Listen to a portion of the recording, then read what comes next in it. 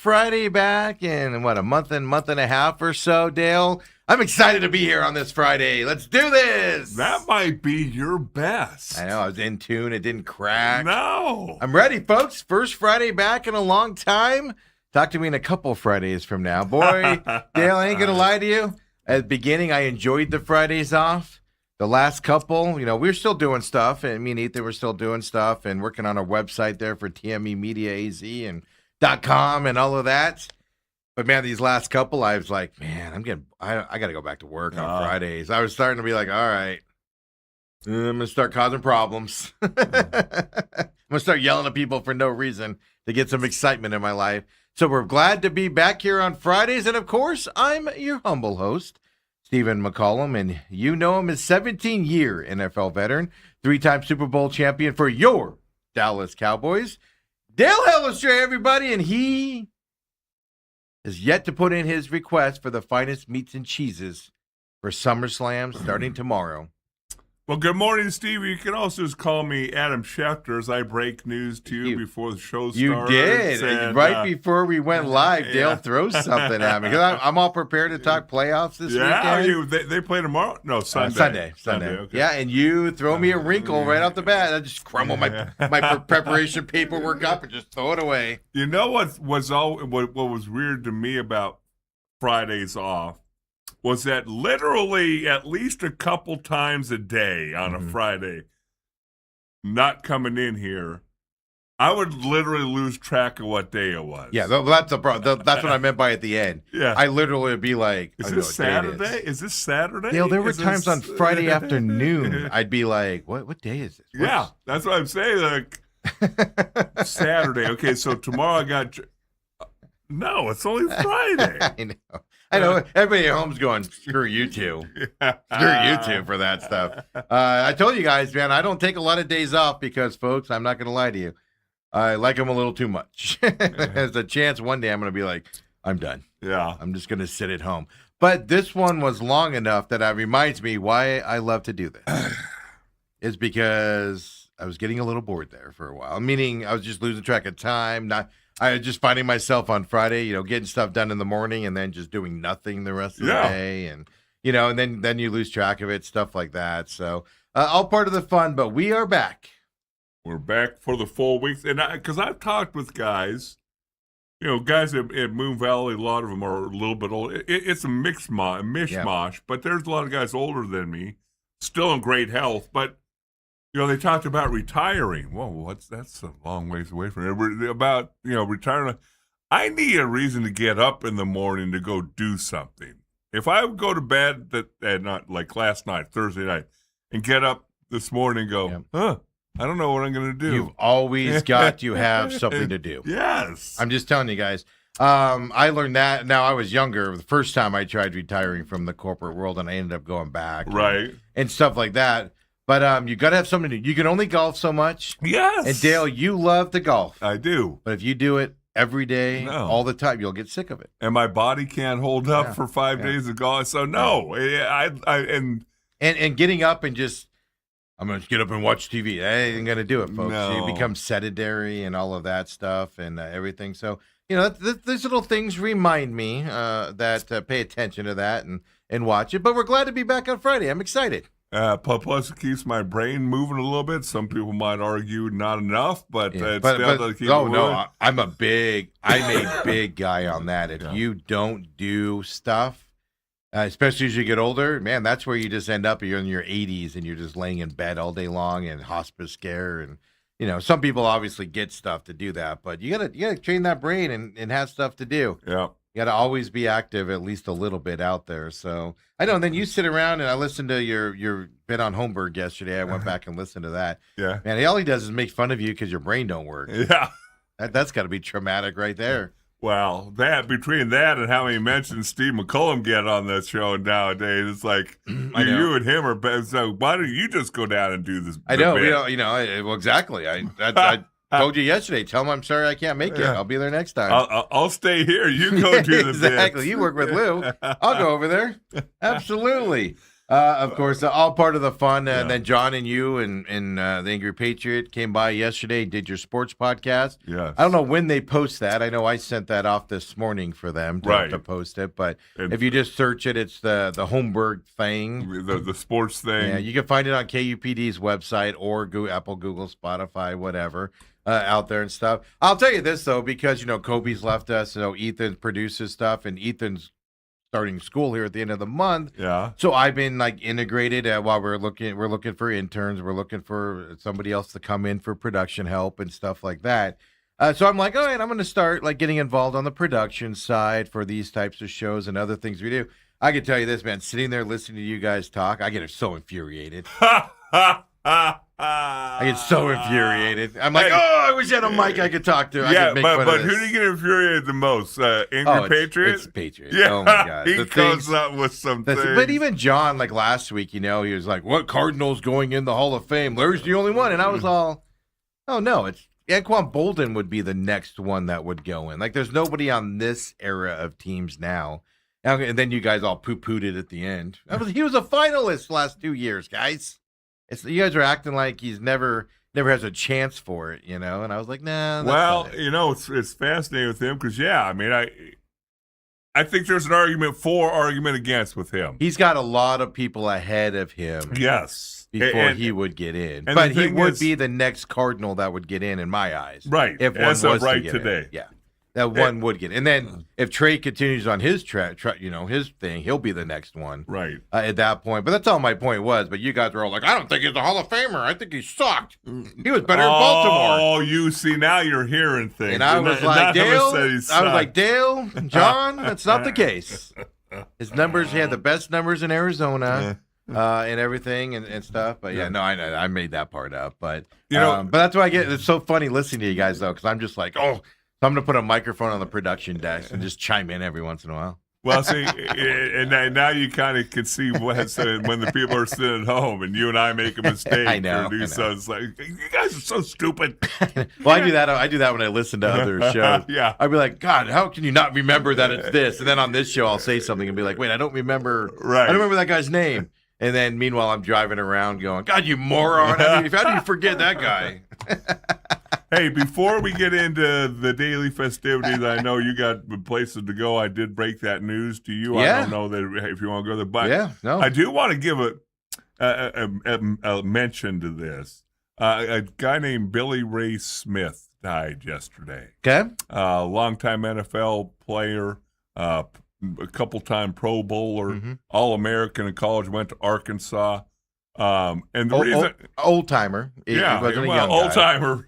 Dale's age. A year older than me. Yeah, Dale played with them. No, I just want to say, because that name doesn't register, it's not, because we lost a young player that was on the Patriots Super Bowl teams recently. So I just wanted to differentiate between the two. Billy Ray Smith played mostly for the San Diego Chargers, but he went to Arkansas. Okay. And he's an All-American. He was an All-American his junior year. And that was I can actually play big-time college football moment when I played against him. He was what position did he play? He was a defensive endish, outside linebacker-ish kind of guy. You've told these stories with Arkansas. Even me at my age, I'm like, Arkansas was good at football? Yeah. They had Lou Holtz, and and they were a top 10 program. Yeah. You've told stories about them, but no, and stuff. Just to let the youngins out there know, Arkansas used to be good at football at one time. And now they're in the SEC. You never hear from them anymore. But he was my first kind of, I know his name, I know who he is, I'm getting ready to play him, and I held my own against him, and I'm like, I think I might be able to do this. And that was at SMU. I think it was my junior year I played against him when he was a senior. Is that so you were young? Yeah, you said he was a year older than you. Yeah, a year older. Now, what was it though? Was it the film work where you saw on there, or was it you read about him because he was an All-American his junior year. Yeah, and so a lot of pomp and circumstance. Yeah, and then coming back his senior year, having a great. He was a top 10 pick, I believe. Yeah, and so if I can block him, I can probably block just about anybody. And it was one of those. Like the light came on moments that, hey, Dale, you're not as bad as you think you are. And he's the one. He's the example. Yeah, he was so bad in Dale's eyes. Dale was so much greater than him. Dale was like, I can do this. I'm like, hey, if I can block this guy, but he passed away of dementia. I saw the blurb on it. I didn't delve into it. Yeah. Obviously, is there CT involved, things like that, but. We'll find out more about that. But I just wanted to give a quick shout out because we didn't mention it yesterday. Who did he? Chargers, you said? Yeah. So you didn't get to play him that often because you were out on that Raiders years. Right. You didn't play for the Raiders in a regular season game. So you didn't play against them in the pros at least. Right. You're like, woo, thank goodness. Yes. From that perspective. Absolutely. Good shout out there as well. And way to start the show off on a drab note, Dale. There you go. Now you can lift us up, Steve. That's your specialty. Well, I got a question for you because we are going to talk about this here coming up today because it sets the weekend up for playoff football. And Dale broke some news here coming up to it. I've checked my email. I just checked the Twitter feed. I just checked their website as my phone's up, my computer's on real quick here. I just checked all of that stuff. I hope it's not on a bad website. Well. It's on our website. So hopefully you're right on that. Tell us what you think in case you're wrong here. Where did you see this news at and what is it? For your playoff bound this weekend in Las Vegas, Arizona Rattlers. I've seen it a few different places. Are you not seeing that? I'm not seeing it. I'm on the Twitter page. They didn't announce it there. I'm going to their website now where they usually do that stuff. Doesn't mean it didn't happen. I haven't got an email from the media people, which I get all those. You don't always get those on time. I will get a giant email later on today from them when the lineups are set and players that are going to dress are set for this weekend. That comes out later on Friday where they send it over to me and stuff like that. But you mentioned, you announced it since you saw it. In case you're wrong. No. In case I'm wrong, I won't even say anything. Dale's double checking. Yeah, because this is a shocking move if it did happen out there. What are the sources that you saw? The Arizona Rattlers Booster Club, 2 or 3 people who know everything that they do, and yes. But again, now that I'm looking at their website, it's not anywhere. So why don't we hold off on that announcement in case it was a signing of somebody? That gives a lot of implications. Again, the one thing about the stinking Arizona, we don't care. We'll announce stuff we've heard. Right. And say it's not official yet. I'll just say it. You've seen in places that Rattlers are re-signing Dalton Sneed. Right. Going into this weekend. And I get he was their quarterback the last 2 years, won the championship with them 2 years ago and stuff like that. But even on my Google search, I don't see anything that says it. So rumor has it that's out there. So we'll keep our eyes on that throughout the rest of the day. It wouldn't make a whole lot of sense, would it? Well, doesn't that tell you somebody else is out? And I'm going to guess Drew Powell is out. Going into a playoff game this weekend in Las Vegas. If in fact this is true, and Dale just saw a blurb, so we're not reporting it as true. I'm gonna get a message later. How dare you guys make stuff up like this? I'll be like, Dale. Blame it on me. I don't see it anywhere though. Now that I'm looking at it, but if you were on the maybe those sites, because I know what sites you're talking. I'm not on them because of what they do. Maybe they were like, in order to make the championship, we should re-sign Dalton Sneed. Arizona Rattler.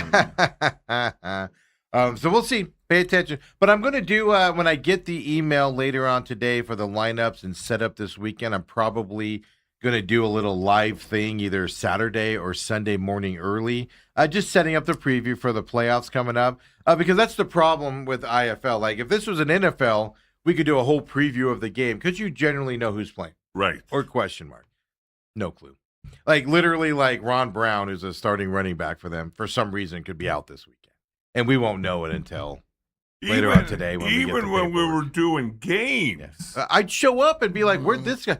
There was one earlier this year where I showed up and I go, who's that guy? Right. And so I asked the media people, Jay Gonzalez is his name. And I asked him, I go over to him and I go, when did you sign this guy? And he goes, last week. He didn't play last week, but he's playing today. And I go, okay, so what happened? I don't remember who the guy was. I go, what happened to someone? And he goes, oh, I was just told he's not on the team anymore. Yeah. I was like, okay, well, that was fast. Yeah, they really try to keep things under wraps. It's changed a little bit this year because it's national broadcast with Yahoo Sports and things. So it has been a little bit better but that's what I'm saying. We should get who's dressing this weekend, who's expected to play. We should get an email later today so we can prepare everything for Sunday. I think that's better. But before, you're right. I'd show up I'd go over to you. Remember, I'd go over to you and be like, let me see what you have for who's playing today. Because we would sit down with Kevin Guy for an hour on Friday, and he'd give us the starting lineups and things. It's like, well, is this guy on the roster? Oh yeah, we're gonna put him on tomorrow. And now with gambling getting more and more involved, and you can gamble on IFL. Can. I don't know why you would want to. I don't know why you would, but you can. Yes. People want information. If your starting quarterback's not playing, that's a big deal. Yeah, and to me, it's a big deal between Myler or Drew Powell this weekend.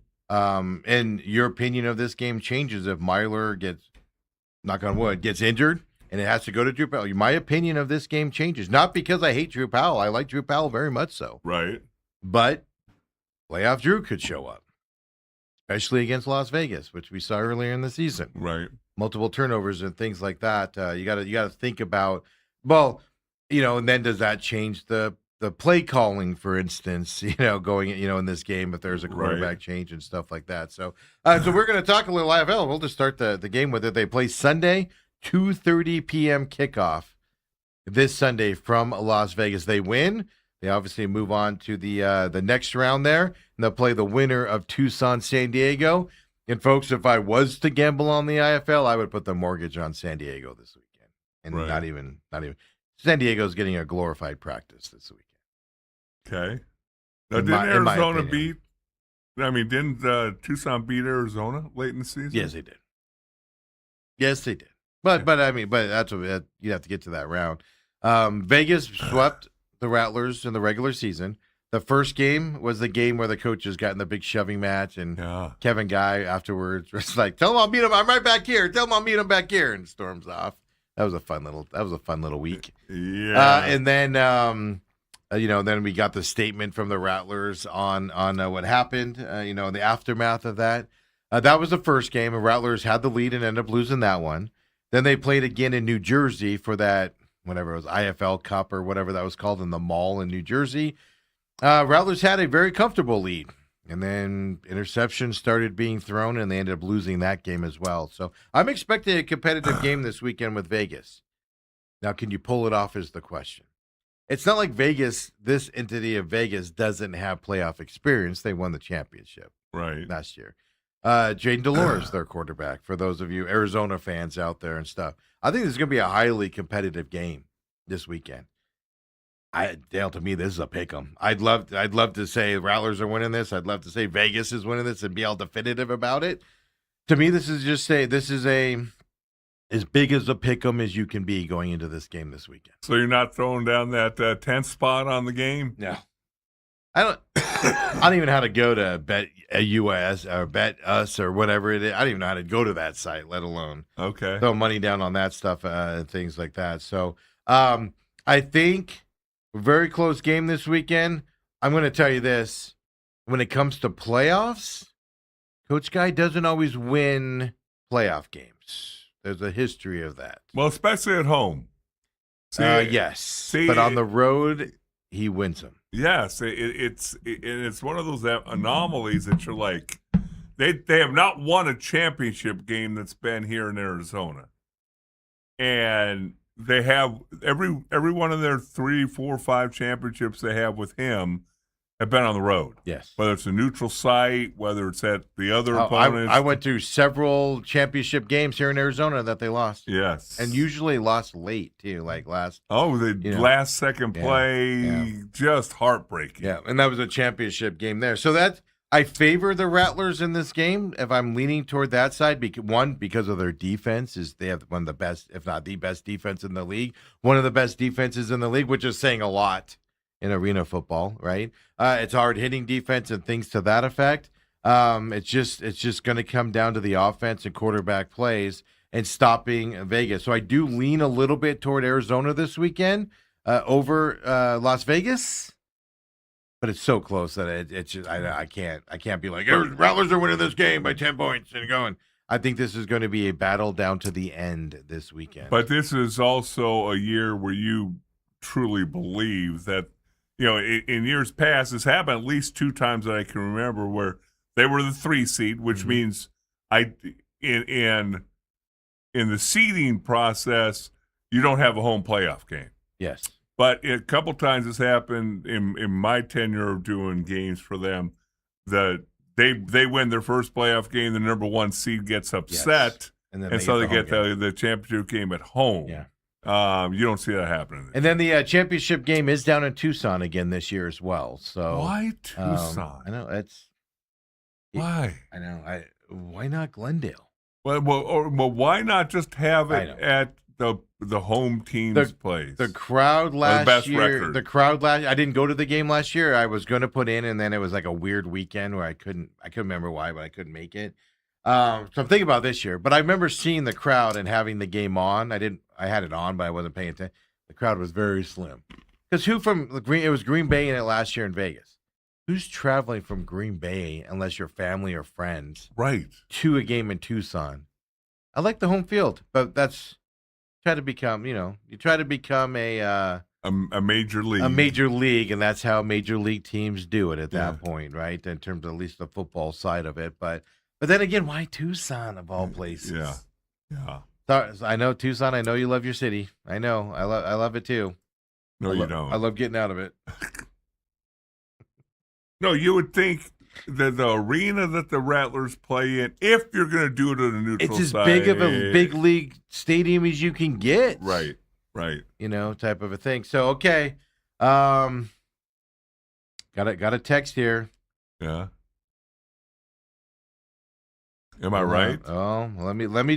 Let's pause for a second here, okay. Dale. You are wrong. July 30th. 2026. Phoenix Independent. AZ News Media. AZ Preps 365 radio reporter. Matt Loeschman says, breaking news. 18 hours ago, the Arizona Rattlers this week signed quarterback Dalton Snead. So he's reporting it.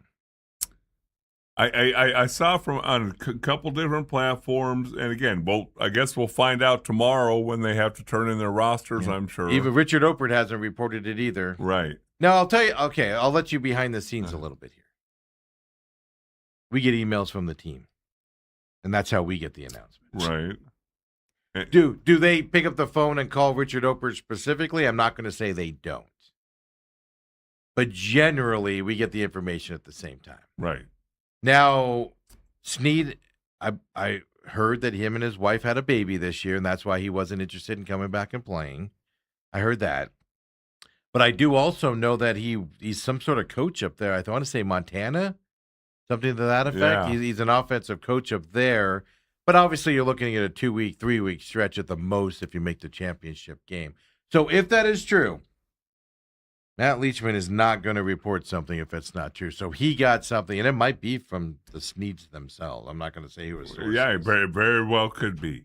But that brings up the question on what's happening in that quarterback room. Because that would be the third quarterback, which tells you 2 people are going away. How do you have timing?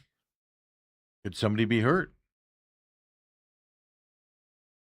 It just put a big wrinkle into it. I mean, folks, I love me some Dalton Snead. Yeah. The last 2 years that he was here, he's a great guy to talk to. He's fun to be around in terms of, just a down-to-earth guy.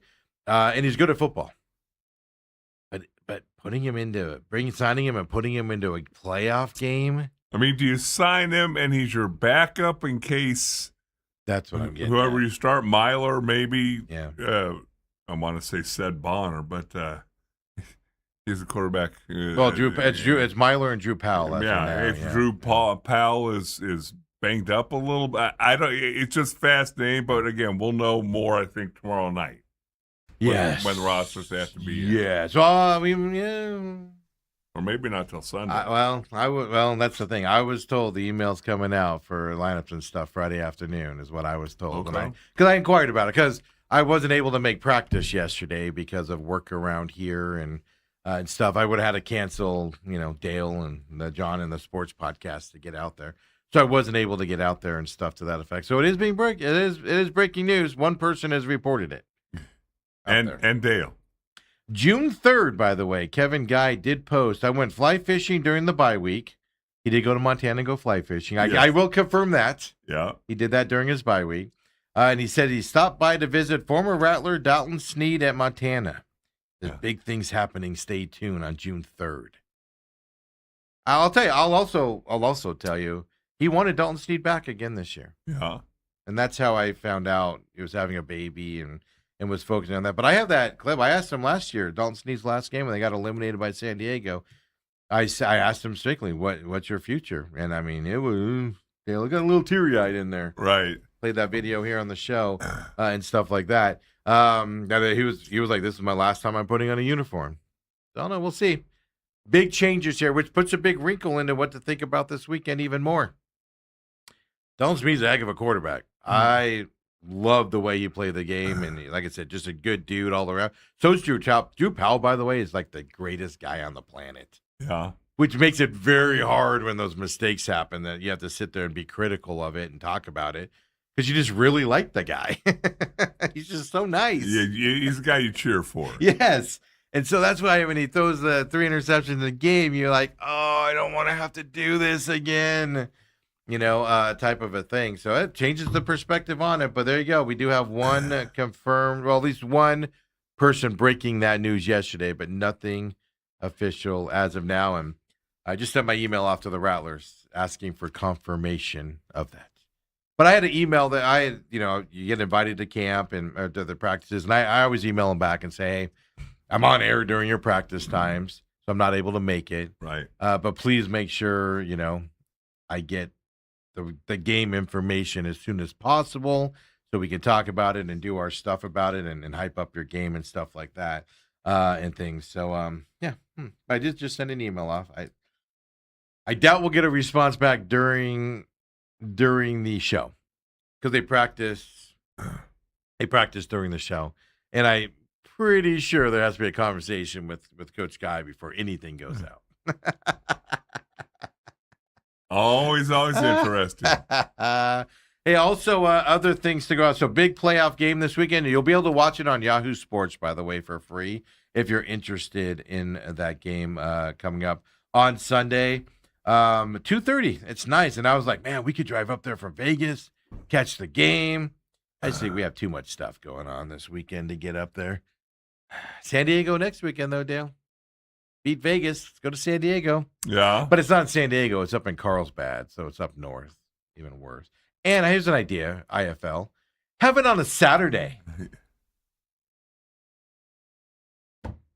People, it's easier to travel places on Saturday because you can get back to where you need to be for your work on Monday. Just little hint here, IFL. Just a little one. Robert says, maybe Adam Schefter is not the best person to be associated to. What did he do wrong this time? I know. That's what I was just going to say. What? Or is he referring to you breaking news or something like that? Maybe my first news break is not really all that good. Yeah, Richard says, if Richard Oper doesn't have it, is it true? Right. That came out last night, 18 hours ago, so it was late last night that came out.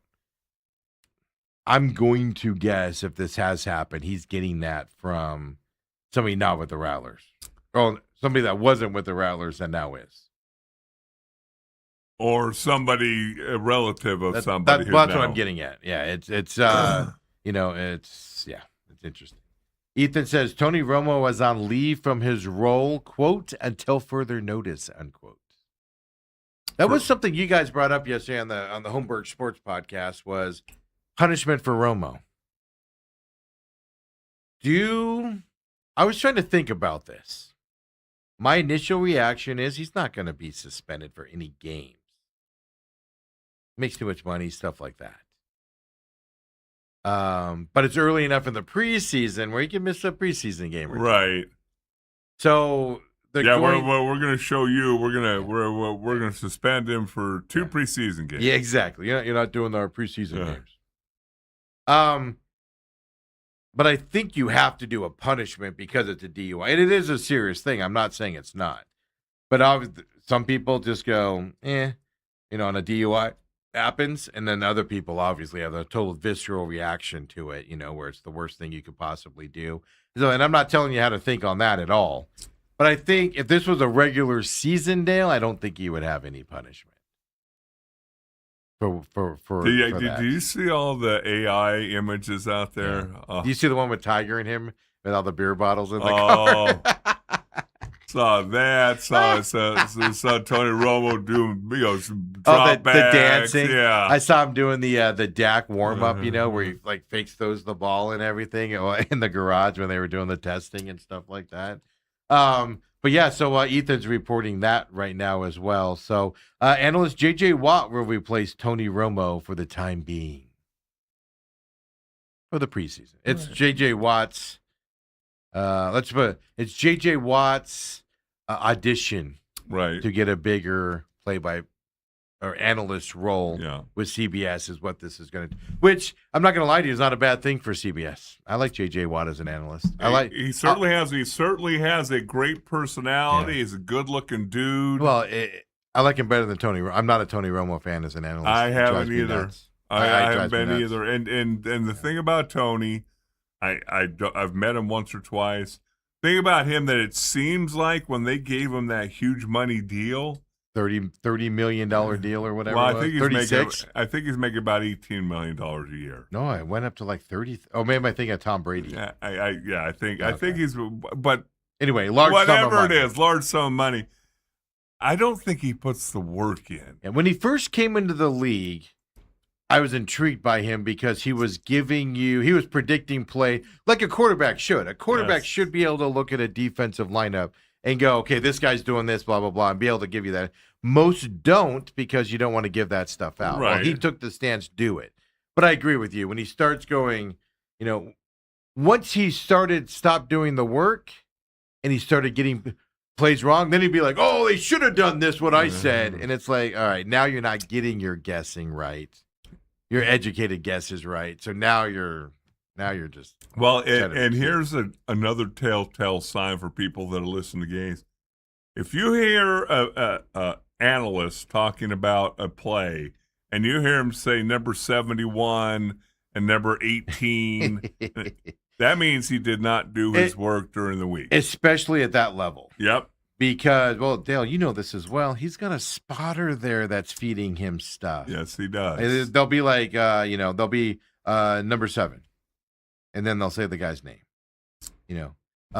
to the guy in his ears a lot of times if you can't tell or they're struggling on it. Right. So even at that level, it's like you got a guy that's sitting next to you that can give you who the guy is and the information and everything like that stuff. So I like that. I like it filling in. But you guys brought that up yesterday on the sports podcast with Holmberg, and it made me think about it last night.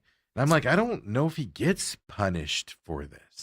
It'll be fascinating to see how CBS handles it. But he's off for the time being. He's off. Well, we'll see how long that lasts. Oh, he'll be back for the regular season. But just the way it was handled, the comparison to Shanahan. And Shanahan, they come out and say, we're not going to release anything and whatever. I read more into that last night. I'm even more infuriated today about the way this is being handled than I was yesterday. Well, because, again, there might be no foul play whatsoever. So here's how it went down, Dale. I read about this. In the press conference that Shanahan had with reporters, he was showing his pictures of what he looked like and stuff like that. Now, reportedly, the 21-year-old girl that he ran into, no minor injuries for her, so she was safe. So in that press conference, though, the media asked and said, well, will you release the police report to us? And Shanahan was like, yeah, well, I don't have a problem with that. The head of security for the Niners, who, if you don't know, NFL hires people with connections to local law enforcement, FBI, etc. They know the local police force intimately. Give you a little backstory here. Reportedly, Shanahan was like, yeah, no problem. We can do that to you. And the security guy stepped in and said, we won't be doing that. And they used the excuse at that time, well, we don't want to out the person he ran into, which you can understand a little bit, right? Because everybody's going to run to her. What happened? What happened? Right? Yeah. So you can understand that. Then the media said, well, redact all her information and put it out. Right. And the San Francisco Niners said, yeah, we're not doing that. What are you hiding? And even if you're hiding something. But if you're not hiding anything, all it makes people do is think you're hiding something. Because if he came out and he took full blame for the accident, and he said he's looking between his seat for his phone, and that's what happened, well then, again, you don't have to show the blood and gore pictures if that's what it is. Shanahan's the only one with blood and guts, and he was showing it to the media in his press conference. He was showing it to him on the phone. No. There's just something weird about it. And then the Niners came out and said they're not releasing anything. The police department said they're not releasing anything. I'm sorry, folks. And you can go, it's his private life. We don't need to know. I'm sorry, folks. He's a public person. Again, Tony Romo, we have the body camera on Tony Romo 24 hours later. What? He's a public person. What are you hiding here? Dale, it just lies to you. He wasn't looking for his phone. And then the officer used his discretion to not ticket him, which police officers have discretion. But again, I can think of three tickets off the top of my head. Failure to maintain your lane, failure to control your car, crossing over the middle lanes. Distracted driving. Or touching your phone. California has that rule. Yep. 3 right there you can do, and they use their discretion. Why not? I'm going to go out on a limb here and say the police department doesn't want it out because their officer didn't do it when he should have, and they hide behind discretion, but they know the public outrage is going to be against that officer not citing him for anything and stuff to that effect, and that's why they're hiding it. I'm not saying Shanahan was doing something wrong because there's no evidence of that. Right.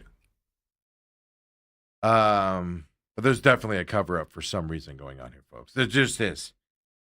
A police report is standard things. Standard operating procedure. A body cam, fine, let the media fight for it and stuff like that. But the police report?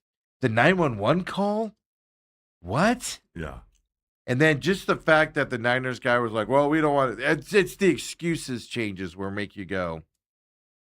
If they would have said all along, we're not releasing it, guys. Okay.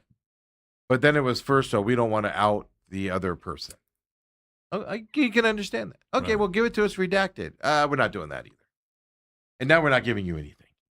I'm sorry, folks. It's the changing of stories that is fascinating to me. And this is going to come out. And I brought it up yesterday. Lou made fun of me, Dale, when I brought this up. Yeah. It's going to go to a court fight now.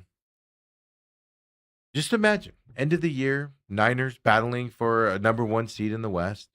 Playoffs are starting, big matchup coming up for them. And all of a sudden, court said, yep, release everything. What do you think the conversation's going to be in that big moment? Right. You would think you just want to get out ahead of it. Don't you? Get out of there in the preseason. Yeah. It'll be a week or 2 of questions and all, and then it just goes away. Unless there's something, and that's what makes you think there's something sinister going on. Where's he coming from? Right. Was he coming from the golf course, Steve? What I find interesting is, because I'm fascinated with car wrecks, because they're just brutal, just nasty, brutal things. And literally, it's just like a quarter of a second mistake, and all of a sudden, it's a big deal, right? She was minorly injured, and he had serious, almost lost an eye, his 40-something stitches on his face, major concussion. That's why he's not at camp, is he's dealing with a concussion issue still, stuff to that effect. How does she walk away with minor injuries, and he's got all of these? Does he not have a seatbelt on? Things like that. Right. Where you go, interesting. And then if there's a police cover up, that's what your concern number 2. Other everything Shanahan did everything. I'm going to say did everything right, but you guys know what I mean. He did nothing wrong other than the accident side of it. Right. He did everything right, but now the police are covering it up because they made mistakes and now they don't want it out there. That's that's questionable number 2. Oh. I don't get it. I don't get it at all. I'm baffled by it. I don't get it. Tanny Dillingham had his press conference this week. Sam Levitt actually spoke with LSU. Finally. And it was a setup event by LSU, and they asked the question to him. It wasn't the media. So we'll have that clip for you coming up as well. We'll set up the Diamondbacks weekend coming up here as well, because big weekend. Cleveland's in the house. No, Cleveland's in their house. Arizona's in Cleveland's house. Yes, Cleveland's in their house. And I went looking for the Diamondbacks game last night on TV. I told you at one point, I was like, oh, when the Diamondbacks? Oh, it's Thursday. Right. I've been off all week, though. Like even Wednesday, or yesterday, I thought it was Wednesday. I didn't put the trash can out. I had to text my daughter and be like, before you leave, put the trash can out. I'm off a day here this week. All because we're back on Friday, Dale. Yes. Here's the other thing. Robert says, maybe Shanahan wasn't alone in that car. Maybe that was the distraction. It just makes a curious mind wonder things. There's a precedent of coaches having. Oh yeah, wasn't there a Bobby Petrino? Yeah, that was the back of the motorcycle. Yeah. Yeah. I mean, it's just what happened. That's to me. The only reason to hide that stuff is to protect somebody from something they were doing. That's all it is. That's the only reason to do it. Otherwise, it's basics. We had Tony Romo's information less than 24 hours later. What? Everything released. Yeah. We were watching the video. The whole thing. Robert says it's a conspiracy. I'm telling you guys, it is. Conspiracy Steve's back today. What are we doing on that? Let's take our break. Come on back. Lots of stuff to talk about. Keep our eyes on the Rattlers quarterback situation. Boy, I piqued your interest. I'm fascinated by this move. Doesn't make any sense. No, because nobody's hurt. You're going to play a guy who hasn't played all season? Yeah. Well, that timing's going to work out. Come on back, folks. Main event.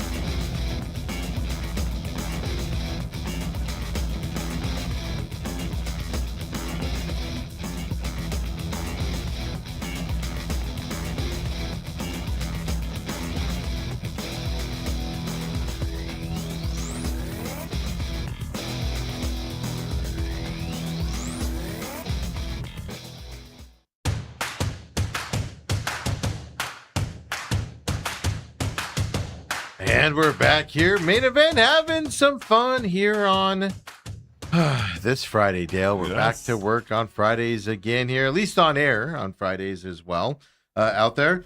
Interesting thing happening out there on social media. We'll talk about that coming up. I've been noticing people have been paying attention, like we have, on Marvin Harrison's drops in camp. And I did see that yesterday. Marvin Harrison drops in camp 5. Larry Fitzgerald's whole career drops 4. And that's how it's being measured. I'm just telling you, the more he drops passes, the more the pressure is going to be. Yeah. And he does. I'll just say, Yeah. he doesn't seem mentally strong at this point in his career to where that's going to be a good thing for him. That makes sense? I'm not saying he's stupid. I'm not saying that. I'm saying things like that, to me, my perception is things like that would bother him and put more pressure on him is what I'm getting at. Well, if your confidence is taking a hit, which is what it seems like. Yeah. Again, I'm not talking for him, but it seems like that. Our perception away from the field is what we're talking about. Right with each drop, the pressure continues to mount. Yeah, pressure on yourself. I mean, you know this. You miss a block, all of a sudden you're like, Right. I got to do better next time, and you put pressure on yourself. Yeah. Then you add everything. I mean, I was there last year, and the fans were turning on him when he didn't do things right. And drops were out there. Certain fans were saying stuff. Yeah. And I'm not a booer or anything like that, so I wasn't one of them. But I was saying it below my breath. They couldn't hear me.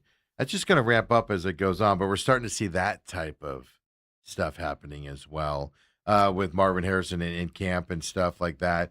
But remember when, as we wrap up this hour, we'll talk Cardinals here coming up, college football talk with Dillingham's press conference. They're coming up and reporting and getting ready to go. We saw Sam Levitt, as I said, out there. But remember how I said, man, how's this Monster Energy logo going to look on the uniforms around the Big 12? Right. And this is how embarrassing the Big 12 is on a side note. You know, they announced, oh my God, we're getting $1 million per school with a Monster Energy deal. Then Ohio State comes out with a $20 million deal just for Ohio State. Michigan comes out with a bigger deal for Michigan. Notre Dame's getting like $1 billion, I think it is. I know I'm exaggerating. But even Notre Dame's getting a higher amount for sponsorship just for them. And you just look at it and go, man, this is an embarrassment that you're only getting $1 million per school. State. Yeah, it's just like, what is happening here? And then I question, how ugly is this Monster Energy logo going to be on the field? Well, Ethan saw it online today. If this is true. Oh, don't tell me. Dale, before he puts it up, how bad do you think this is going to be? Because if you don't know, the Monster Energy it looks like three, ones, but they're claws and they're green. They're green. They're green claws markings on a black background. So they might look good at Baylor. Well, the field's green, right? So you got to have something around it. So how bad do you think this logo is going to look on? Just out of curiosity. Because that's what I was struggling. I'm like, how do you make this look good? Like when the Sun Devils are wearing their maroon tops. How do you make a Monster Energy logo with that green look good on it? Blend in like Ohio State came out with their sponsor. Are they Chase? They might be Chase. Yeah, Chase. I forget. Yeah, Chase, and the logo is very nondescript. No, it's just that little circle. Yeah, I call it a circle, but a thing. Yeah, yeah. And it's a color that blends in with the uniform. Right. Monster Energy's logos aren't going to look good on a lot of teams out there. So I'm just Dale. Just what do you think? Do you think this logo looks good, or do you think it doesn't? Well, again, you're not chasing after me. I got to say they're going to use taste. What I find interesting here, Ethan, throw it up. Reportedly, Barstool Big 12 put this out, the new Monster Energy Big 12 on-field logo. So if this is what it looks like, yeah, it's not bad at all. I don't mind it at all. No, because you got the Big 12 logo. And yeah, it's 3 Big 12 is what we're dealing with. I don't think that looks bad at all. So is that how it's going to look on the uniforms as well? That makes sense because you have Big 12 on your uniforms. Right. Do you have the Monster Big 12 on your uniform as well, patch? So do you have the patch like that on your uniform? That wouldn't look terrible. I don't think that would look terrible. I had visions of, that's how much I think of Brent Yarmark and the Big 12 executives. You had vision of being the whole end zone. I said right off the bat, just call it the Monster Energy Conference. Forget the Big 12. You have 17 teams there, 18 teams in this conference. Just call it the Monster Energy Conference.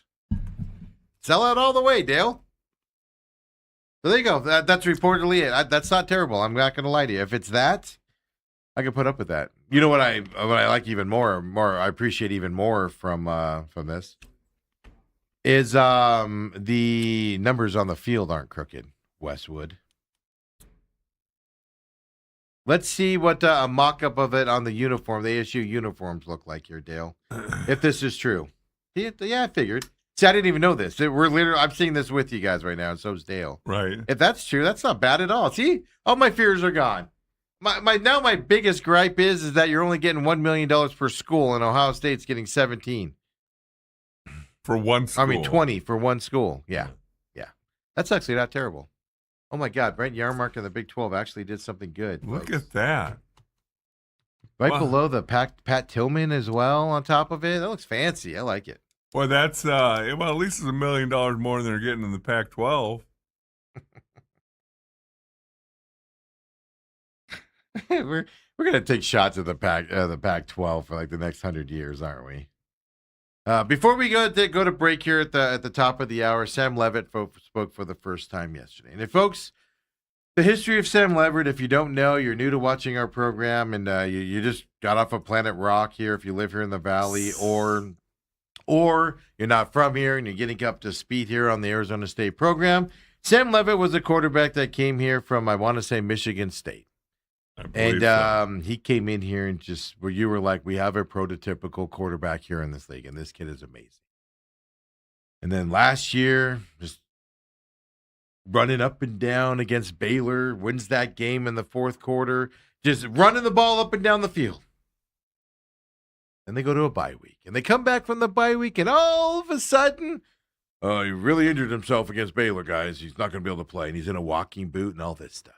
Gosh, I kind of forgot about some of that. We questioned it here on this program like a lot of people did. I'll just tell you right now, I was told by people close to the program, I was told he hurt her playing basketball.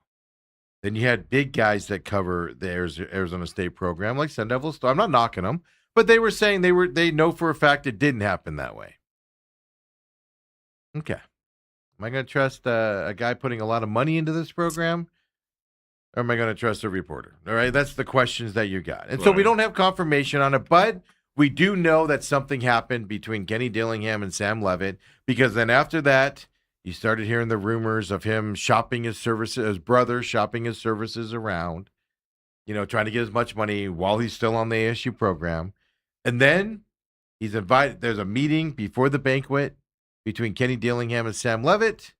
So he's in town, they have the meeting, and then Sam Levitt doesn't show up to the banquet. And Kenny Dillingham takes a shot at Levitt like Kenny Dillingham does. It wasn't a shot,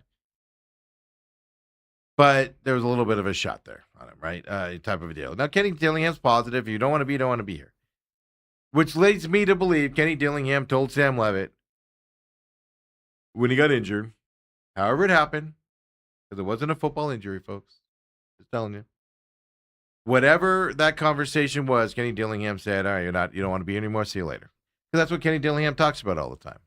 You don't want to be here, we don't want you here. Right. Go someplace else. So that's the summary here of the Sam Levitt situation. Sam Levitt went from could be a god here, a la Jake Plummer, to the where I don't care what happens to the kid. I mean, I don't want bad things to happen to him, but I don't care if he never plays another down in football again. It's just he's not a good dude. It went from this guy is special, this guy does everything right, to I don't want this kid anywhere near my program, and I don't even want to act like he's here. It just the kid's not who he portrayed he was.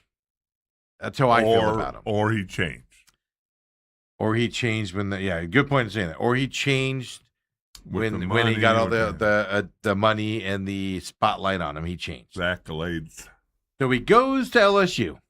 Now, I have a problem with the way that this guy phrases the question. Now, this is at LSU. This is an LSU program here, an LSU question, an LSU pep rally, whatever you want to call it here coming up for this. So it's controlled environments. Sam Levitt, I left the question into it, and here we go. Sam Levitt. Sam, obviously, one of the top guys in the portal, the top quarterback in the portal. So it's definitely not a lot. You had no previous relationship. you were playing at Arizona State. There was a little bit of mix-up that went on that there was a little bit of controversy that went on, and ultimately you chose LSU. So I think the people want to hear why you chose LSU. Yeah, just looking back at my process, I think leaving ASU, I had a comfortable situation. Walk in the building, I saw my guys build great relationships, won a lot of games there. But I wanted to do something a little bit different, and it's funny, that's kind of what everyone's saying around here is just different. It really is, on every aspect. Like we come out here to the practices, the way individual reps are ran, the way that every single coach is just so poured into this. The time that we meet outside of like the initial time we're supposed to meet, it truly is just a different situation. You talk about being a pro, trying to become the best version of yourself, and there's no other place to do it other than here. And every single day I walk in the facility and I see Witt, Ty Benefield, all these dudes, and you got to go against them every single day, and some pretty good players to play. So. Boy, man. Those LSU players, not just Levitt, they look awfully comfortable in those chairs. Leaning back. Yeah. Just comfy, The body language in that shot was weird in my eyes. And I have to check myself. We were talking about the sports thing yesterday. I'm a big body language guy. Yeah. And as I was saying yesterday, I mean, you could be smiling at me and telling me to go to hell at the same time. This is usually how it goes around here, folks. Yeah. I go, Dale, good job today. Yeah. And Steve basically saying, Dale, get the hell out of here. With my body. Wasn't that the weirdest body language? That's the thing I noticed them. I had to listen to it 2 or 3 times because I'm just like, but it wasn't just him. It was like I think it was the receiver, it might be his running back, sitting next to him. I'm like, they're just casual, I found that weird in that environment. But then you heard the question there, right? The guy's like, little stuff happened there at Arizona State. And now you're here. And it's like, wait, what? Well, what's he going to do? Is he going to say, you know what? It was under suspicious circumstances at ASU that... No, I'm surprised the guy even brought it up at all. Because LSU doesn't care what happened here and stuff. Was it really basketball? Yeah, exactly, right? But then he goes like, hey, I loved it there, but I want to do something different. And I'm like, well, what different do you want to do? He goes into it a little bit, but not into a whole bunch of it, Dale, he should have said what really happened. Kenny Dillingham told me I'm not part of the Arizona State program anymore, and I had to find a new place to go. You should have asked him, hey, is Lane Kiffin put it in your NIL? There's no basketball during the season. Sam Levitt's first comments publicly since it happened, so I got those for you out there yesterday as well. I mean, I didn't expect any controversy, but the question kind of raised my ire a little bit, like, oh, he's acknowledging suspicious circumstances originally in the question, but he says the right things about Arizona State, and then went into, what drew him to. Remember, he was sitting courtside with Lane Kiffin in an LSU basketball game when Lane Kiffin was actively trying to pull that quarterback from Washington. Right. And then he had to go to Tennessee, and then that fell through. The Washington quarterback fell through, so then then Sam Levitt had to go back again. I don't know, man. It's a weird situation. Yep. Good luck to him moving forward. I don't care. He's not the dude I think he was.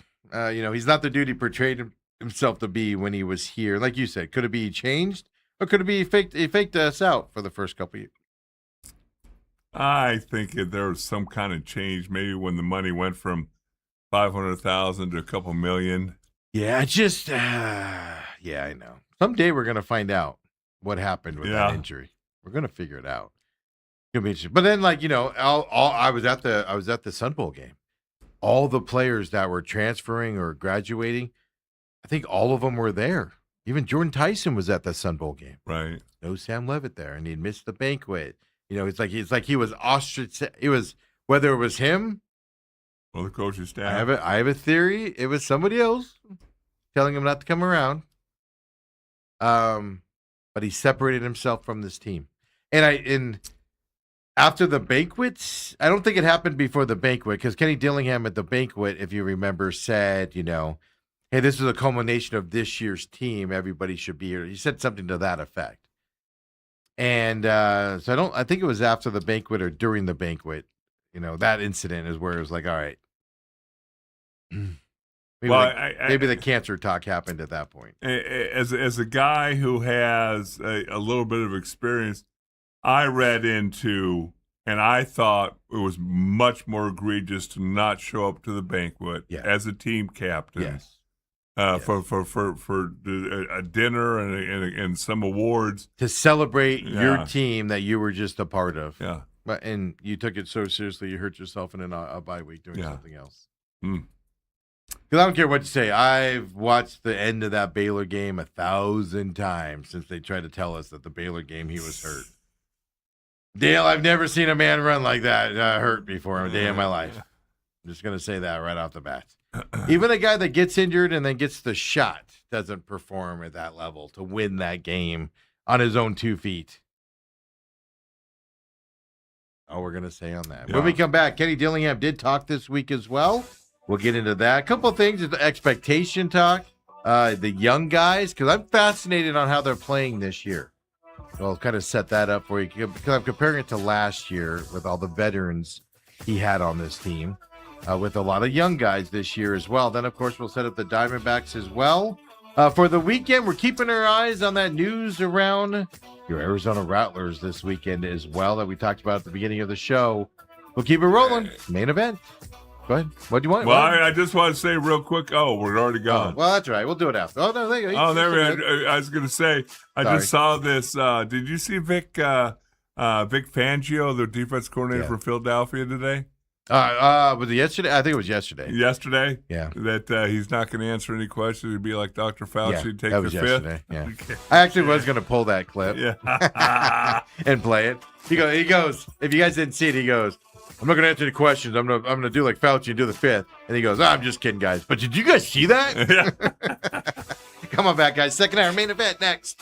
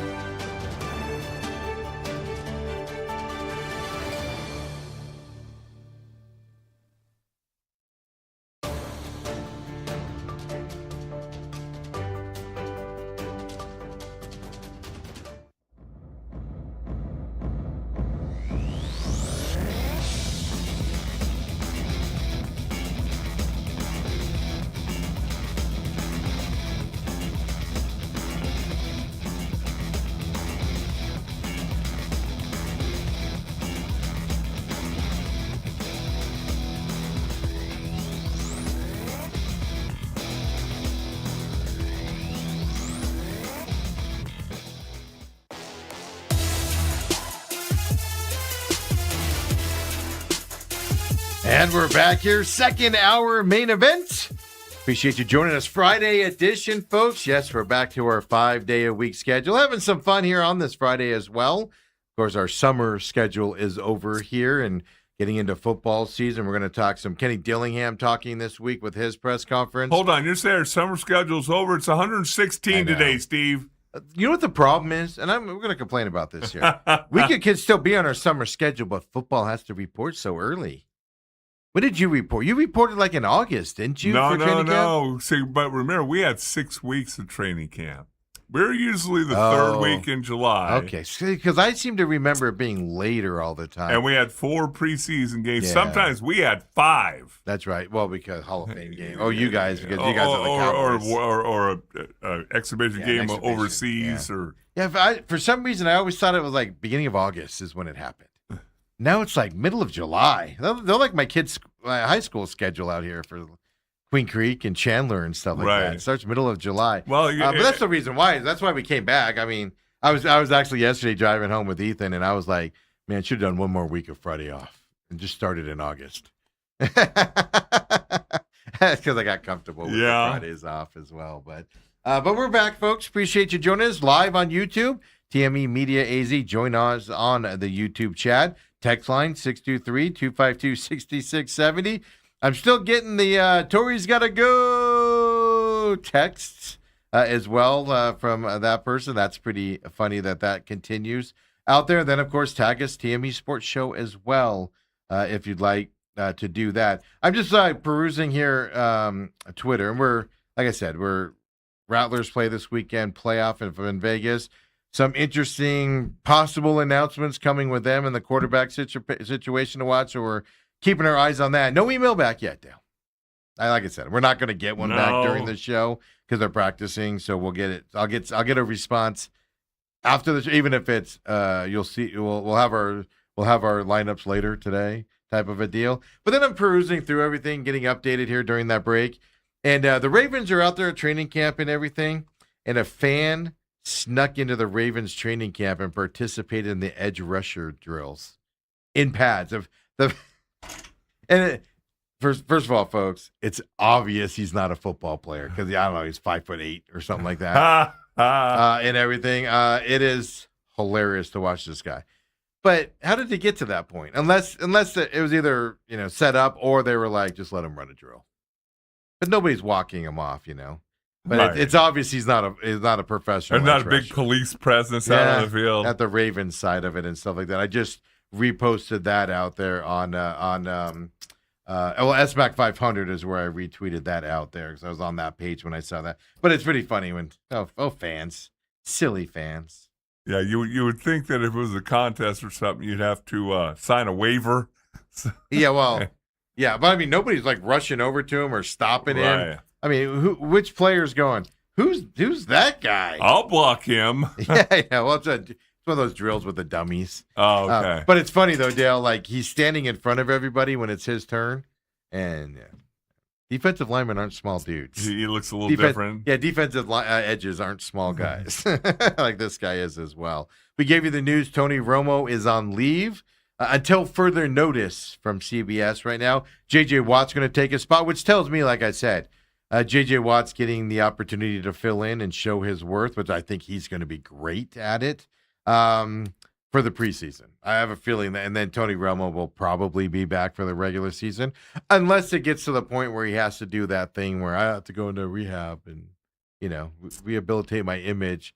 I don't think it's that bad for Tony. Do you? I don't think it's that bad either. I think it's going to be here's a preseason suspension. Stop drinking and driving, first of all, folks. Yeah. I mean, Hire being somebody serious. at $18 million a year. Take an Uber. I'm going to look that up real quick here because you said 18 earlier.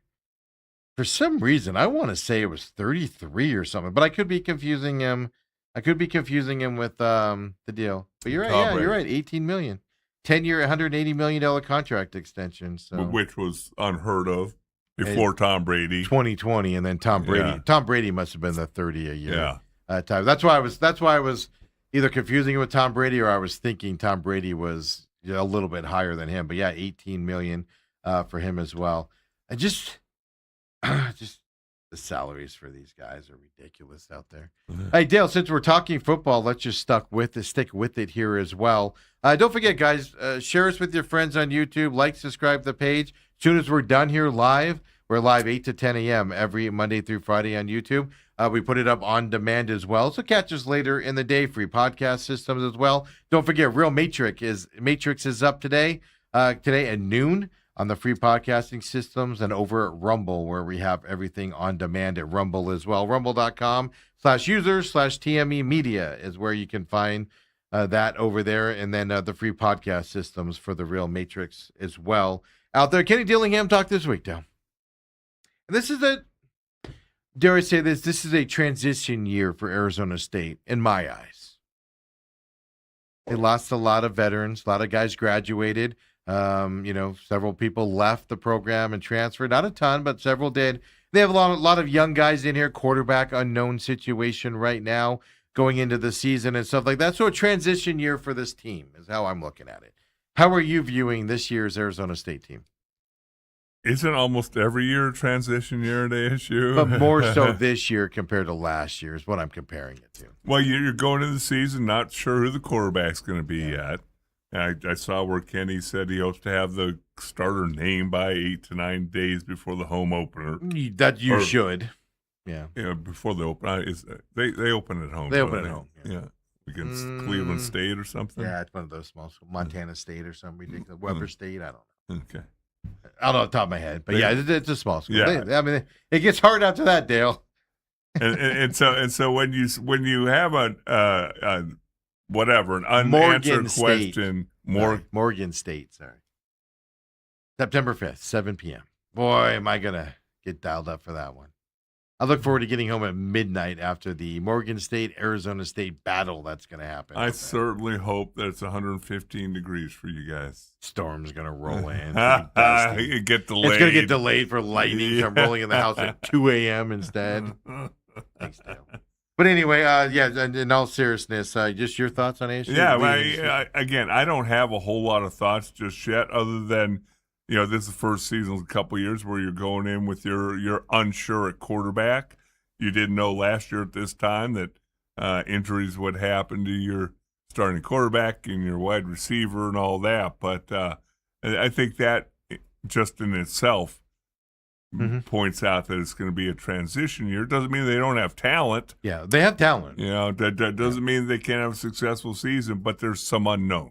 Question marks. Yeah. That's just how I'm looking at. Whereas down at Arizona, a little bit more stable, right? You're getting your fifth-year senior back. Fafita there is the quarterback. You're getting some of those receivers that were good, like Spivey back down there at Arizona. So there's more stability down there at Arizona coming back, less question marks down there.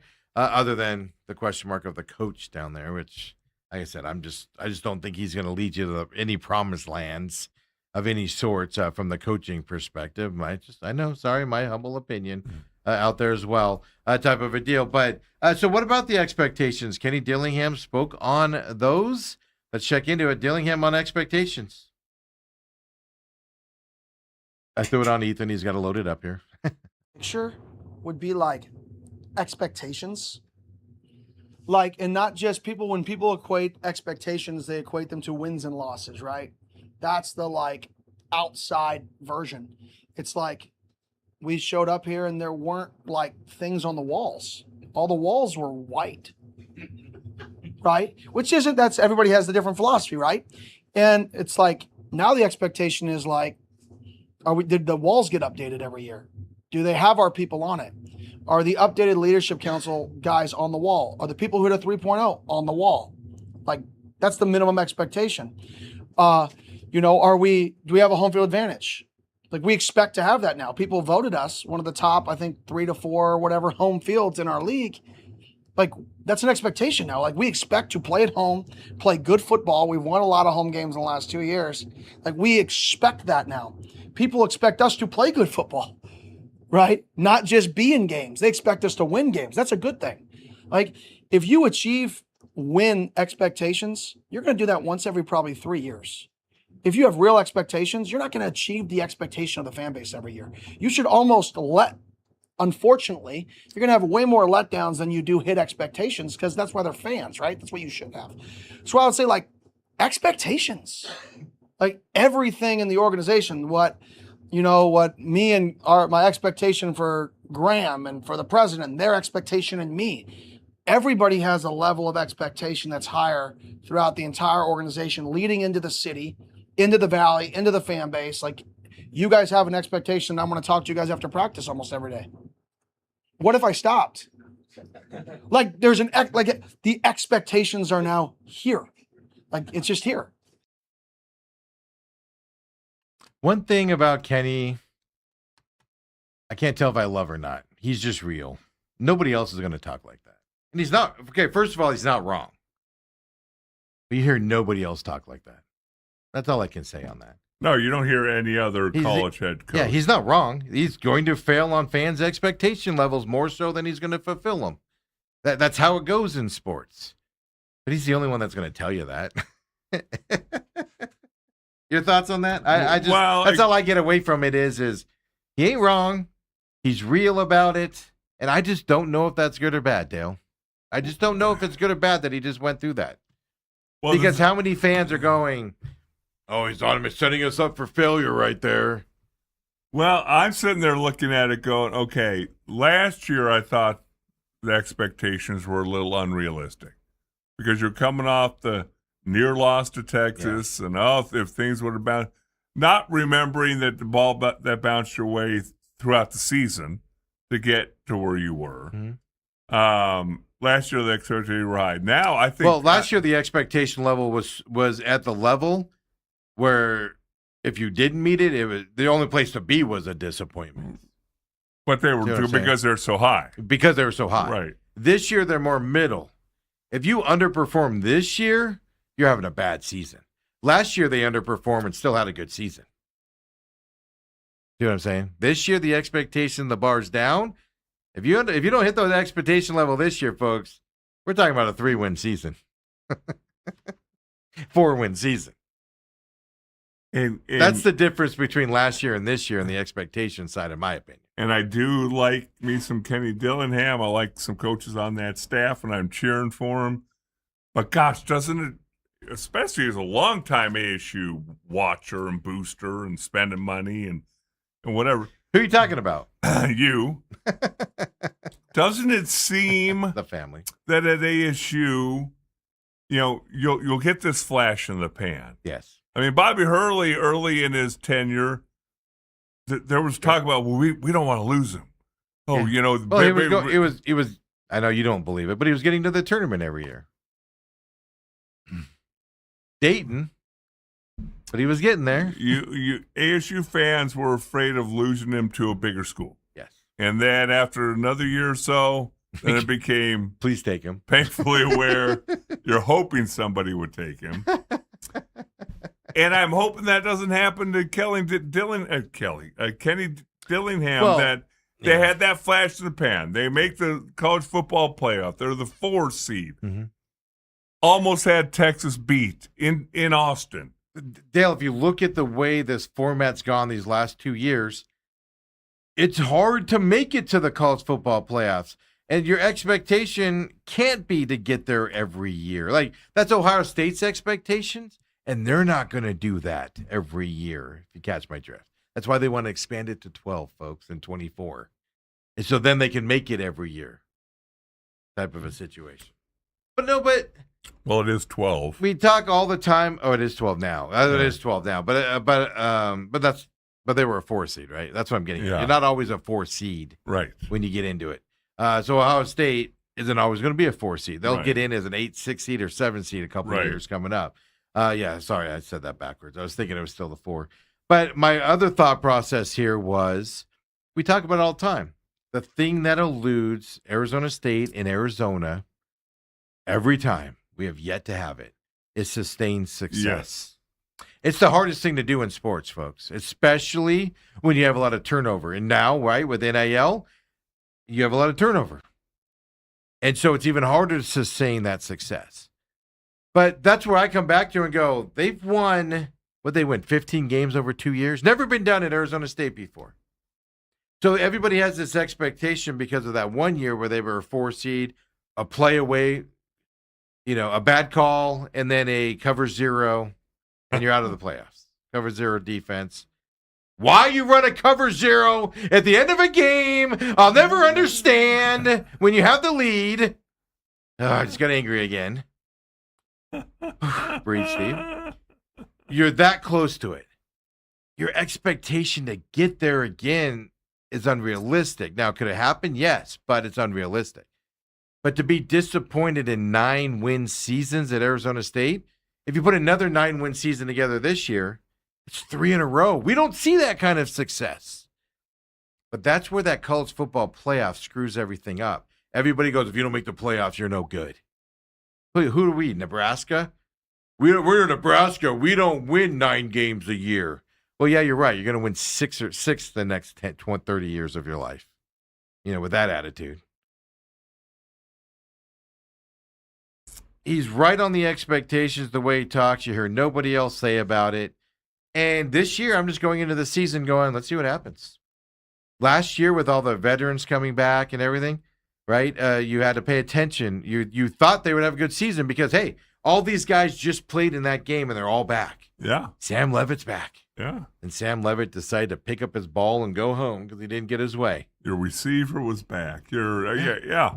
And look what they did with your best receiver injured the second half of the year. Sam Levitt injured and deciding to take his ball and go home and cry like a little baby, on his way out of town. All of that happened, and you still ended up where you ended up at. Still a good year, but because of the previous year, it's not. Right. But then this year, right, you got all the young guys. So last year we were going to the season with all these veterans. Kenny Dillingham, I don't remember exactly what week it was, but at some point during that season, probably beginning, middle part of the season, you had to go back and say, hey, we left a lot of stuff to the veterans on this program. And now we as coaches have had to go in and take the reins back because it wasn't working out. Penalties, sloppiness out there was creeped into the program. And they fixed it halfway through this season. You don't see that a lot in the year. No, and he admitted it. He admitted it publicly that he did it. This year, a lot of young guys. Last year, young guys didn't get to play that much because you had big name guys in front of them that were coming back. Starters, two deep last year. Nobody transferred off the ASU program in the two deep, meaning your starter and your backup was back unless they graduated last year. Right. That's not the case this year. So Kenny was asked about the young guys, what the plan is for them. Dale, I like this. Here he is, Kenny on the young guys. Yeah, there's some young guys who are going to play. They're going to play. They're competing to be starters in the two deep. Definitely going to play special teams, especially with the new redshirt rule. You know, we've been kind of abiding by the new redshirt rule since I got here because I always believed it goes back to the rules changing. That's one that I believe they would never be able to prevent people from playing the fifth year, like the redshirt rule. So we've really never redshirted people for that reason because I didn't think it would survive 5 years. So that come to fruition. So continuing on that philosophy, but I think there's a bunch of young guys that have a real chance to play for us this year, more than we've had in the past. I think this will be our most plug and play freshman that we've had. Looks like we have a young guy year coming up here, which is good.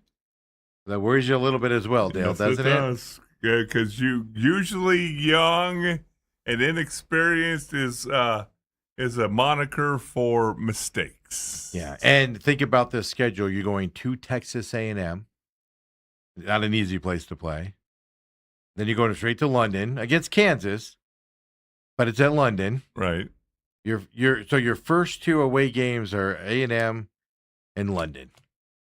And you have a bunch of young guys that you're looking to play on this team.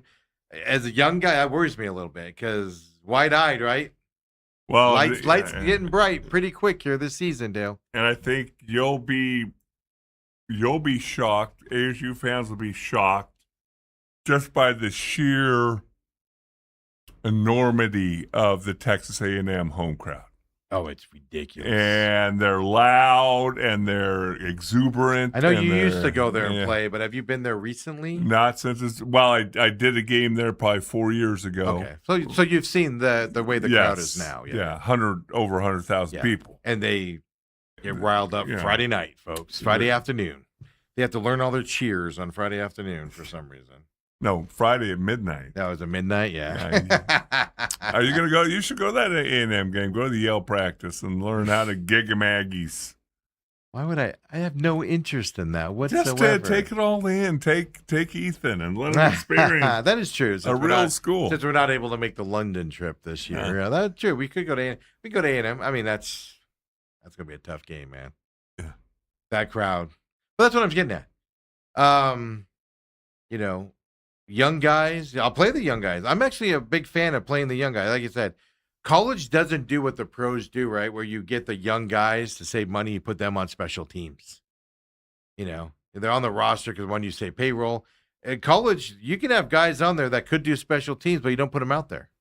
You just have them stand on the sideline. Get them into a game. Let them see the speed of it type of a deal. Hit them. That's where special teams can get you set up on it and things to that. So I'm excited to see the young guys this year. Because that's your foundation now, again, moving forward. One reason. Two, you have a better chance of keeping a guy from going into the transfer portal if you play him than if they sit on the bench, right? From that perspective.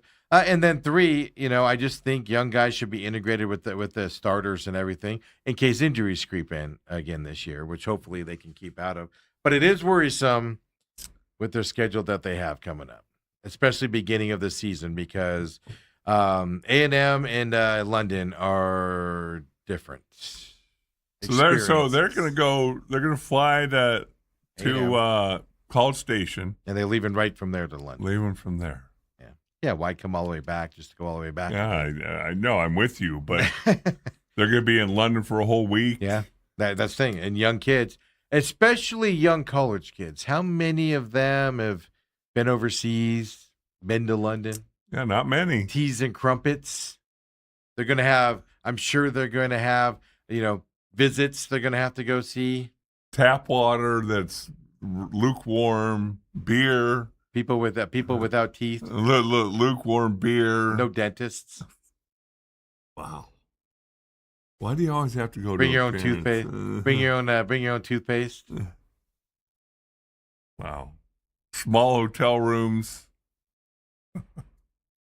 I'm so stupid. Yeah, no AZ. I'm so stupid with these stupid stereotypes I throw out there. Yes. I'm so done with them.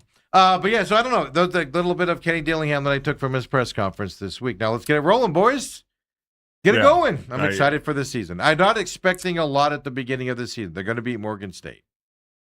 They better look good during Morgan State because your next game is A&M. That's your warm-up game to get everything in sync and rolling before you go to College Station. I'm not expecting it. Can they win it in College Station? They can. Texas A&M is not that better of a team than Arizona State's going to be. What drugs are you smoking? They can beat Texas A&M just because it's the SEC. The thing is, though, you're going to have to play almost a perfect game to beat them. And that's the question. Texas A&M had a lot of changes this offseason, too. And what does Texas A&M always do, Dale? They always lose the game they shouldn't lose. No, they lose a game late that they shouldn't lose, not early. They've done it early a few times. I'll give you 14 points. No, right I'm not now. taking that much. And lunch. I have a bad feeling about that game. I'm just saying, Dale, that game I'm optimistic about. They should go to London and beat Kansas. But you have a big question mark with the London part of it. The experience. You wake up with a tummy ache, right? Remember that conversation? Because you drank some water. You had some runny eggs over there or something. Yeah. They don't cook food right over there, folks. No spices. Everything's bland. So your stomachs are going to be all upset when you wake up. Maybe the hotel's not close to the stadium. Bringing back that. I'm bringing back that nonsense a couple of years ago. Oh, that Mississippi State or something? Yes, remember that? Was that last year or the year before? Yeah, now you said that. They had to stay an hour away from the stadium. Then you come back, and then you got Baylor right off the bat, then Hawaii, both home games there. And then you got Texas Tech. I'm not saying they could possibly be 1-2 to start the season. Doesn't mean they're out of it. It means they're out of the national championship, but you have to win the Big 12 and not lose another game. So you could play yourself into not being able to lose another game in the season early on. So I'm optimistic about it, though. Yeah. They should be able to beat Kansas, folks. I mean, we'll see. Jayhawks or Sun Devil. I mean, come on. Come on now. Come on. If you're Rock, London. Chalk, Jayhawk. Their mascot, their bird mascot has shoes. High heel shoes, no less. No. What in the world? What kind of bird wears shoes? They can fly. Hey. Why do they have sexy high-heeled shoes on top of it? ASU can beat Kansas in basketball. It can't beat it in baseball, in football. Here comes Dale's negativity coming up here. Really quick, Cardinals camp. 3 things are becoming a trend here. They play next Thursday. Of course, we'll pay attention to practices this weekend. Carson Beck ran a beautiful 2-minute drill yesterday, which, by the way, is the hardest thing to run in football. Because of the condensed time, all the things you have to do. Carson Beck's accuracy and things has struggled a little bit in this camp.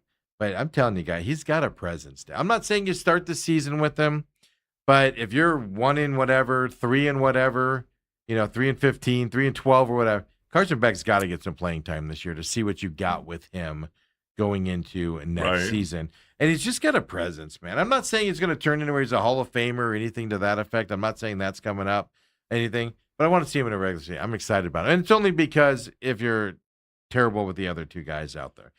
Algiers getting most of the carries at running back to start the season. Obviously, James Conner coming off the injury. Trey Benson not getting a ton of action. I think he's going to get cut here coming up. But Algier, it's going to be Algier and Love, I think, are going to be your 1-2 punch this year to start the season, is what I'm guessing is going to happen. I thought that before training camp. So far in training camp, we're seeing that as well. And don't forget James Conner for a little bit. But why rush Conner back is what I'm getting at. Algier and Love get this 1-2 punch to start the season.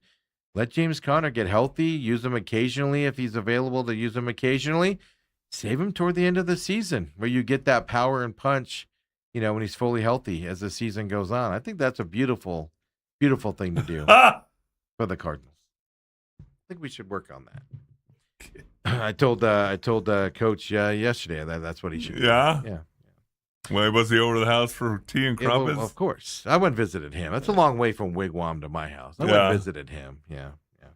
I don't want him getting on the freeway. Then he's going to get pulled over for speeding or something. And then it's going to come out. He's coming to visit me. And then people are going to be like, oh, that McCollum guy is screwing up the Cardinals again. Your HOA is going to be saying, what all the media doing here? Well, they already do that when I pull in. What'd McCollum do this time? Wow. So that's what's happening around camp. People are noticing Marv dropping passes. I think Wilson is going to solidify the one receiver this year. I just think he's going to get it. I think they're going to favor him going into the season, which I think is a great thing to do because maybe that opens up Marv a little bit more and takes pressure off of him on the backside. Some of the young receivers are working well and things. And then we just got to see the left side of the line. I'm not worried about as long as they can stay healthy. Meaning Paris Johnson and I just forgot his name again. Samawalo. Well, I just forgot his name. But the other left guy that they just signed this year, got him into camp with them. Siamulu, thank you. Gosh, I forgot it yesterday too, man. I don't know. I got to get that into my brain here. I don't know. The left side of the line, I think, is solidified. Right side's a question mark. But, we'll see how that side goes moving forward. But that's what's happening around Cardinals camp here. Open practices this weekend. I know Sunday's a season ticket holder day. So I think you have to be a season ticket holder. That's the day where they're like, you can have 2, even though you buy a lot of tickets from us. Pick your favorite one and bring them on Sunday. You and Ethan going? Thanks, Cardinals.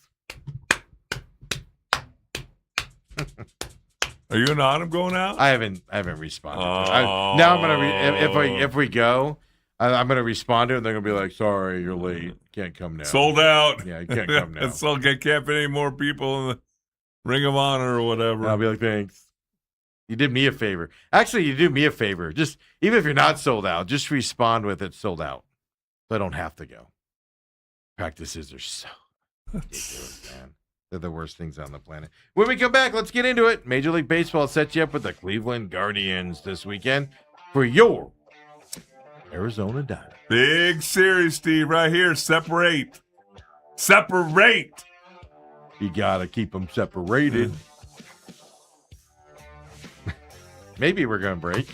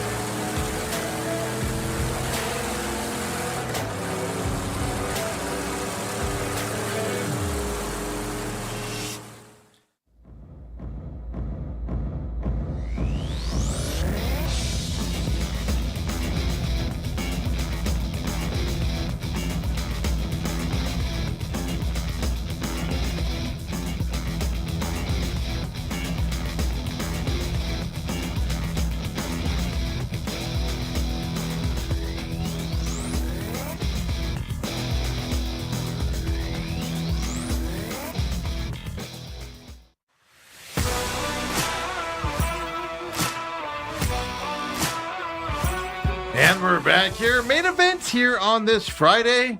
Ooh, hopefully this Friday edition's going well so far. What do you think, Steve? Are you optimistic? Robert says, "Do not let your brother be your agent." Words to live by. Responding to Sam Levitt there with that conversation as well. Robert says ASU should reach out to the Carvana guy. Doesn't he live here? Yeah. I mean, it started here. It's based out of here. I don't know if they actually live here still. It's the guy that started Drive Time and his son and stuff like that for sponsorship. I agree, but they might not be sports fans. I don't know. Autumn says, Robert, I don't even trust my brother to be my brother, let alone an agent out there, right? And I'm staying out of that. I'm staying out of that battle right there. Staying out of that one. So join us on our YouTube chat as well. Dale, trade deadline's Monday, August 3rd. And we talked enough and talked sense into ourselves to realize not much is going to happen. Yeah, brace yourselves here. For two reasons. The main reason, there's not a lot of guys available this year like you thought there would be. There's a lot of teams still in the chase coming up here. The second reason is it's going to be really expensive to get the guys you want. And they're not going into the tax apron. You're not. So you're going to have to trade guys in order to bring guys back in. Now, you would trade lower tier, high prospects and things like that, unload salary from that perspective to bring somebody in. Doesn't mean a move's not going to happen, but don't have any expectations. And it was signaled that was going to be that way because Hazen a week or so ago said, well, don't forget, we're getting all these guys back. No. So I'm not expecting a lot to happen. So my question is, Dale, now obviously we're starting to see a few trades. You'll see more ramp up over the weekend as well coming our way. Mets unloaded a couple guys yesterday, I believe it was. Yep. I know that I've heard that the Diamondbacks have talked to the Giants, right? That's what Bruce Cooper wanted on Tuesday, was to get a rise over here and things to that effect. So I know there's making calls, calling around. Diamondbacks, if they make a move, I won't be surprised if it's not till Monday late. And that's because another team doesn't get an offer that they want. Right. They have to kind of settle, if you let me put it that way, from that side. So when we come back on Monday, will we have at least even if it's a small trade for the Diamondbacks now? I could see a small trade. Again, I think that they're also – I think he's working the phones, meanwhile monitoring his own team, talk about Mike Casey. Yes.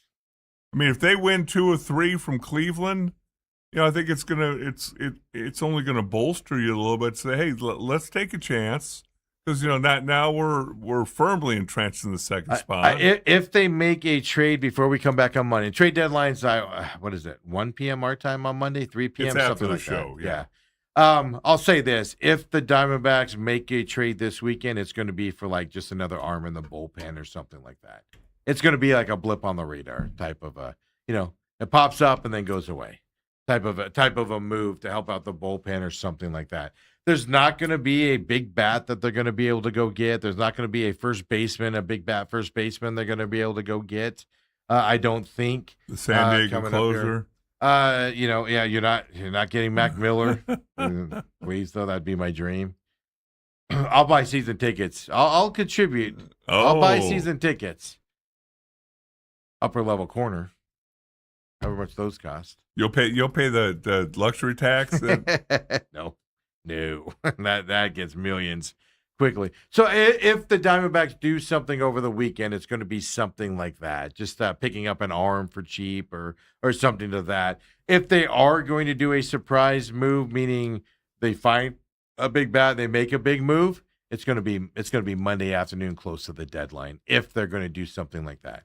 And in order for them to do that, again, they're going to have to trade some of their roster because you're going to have to give up salary to take salary out because they're not going into that apron. Right. And they're right up against it if you don't know. And those types of deals take longer to put together than just, hey, give us that guy and we give you these 4 prospects or whatever. Anytime you have to deal with salary, it takes longer to put together. That's why it would be a late deal.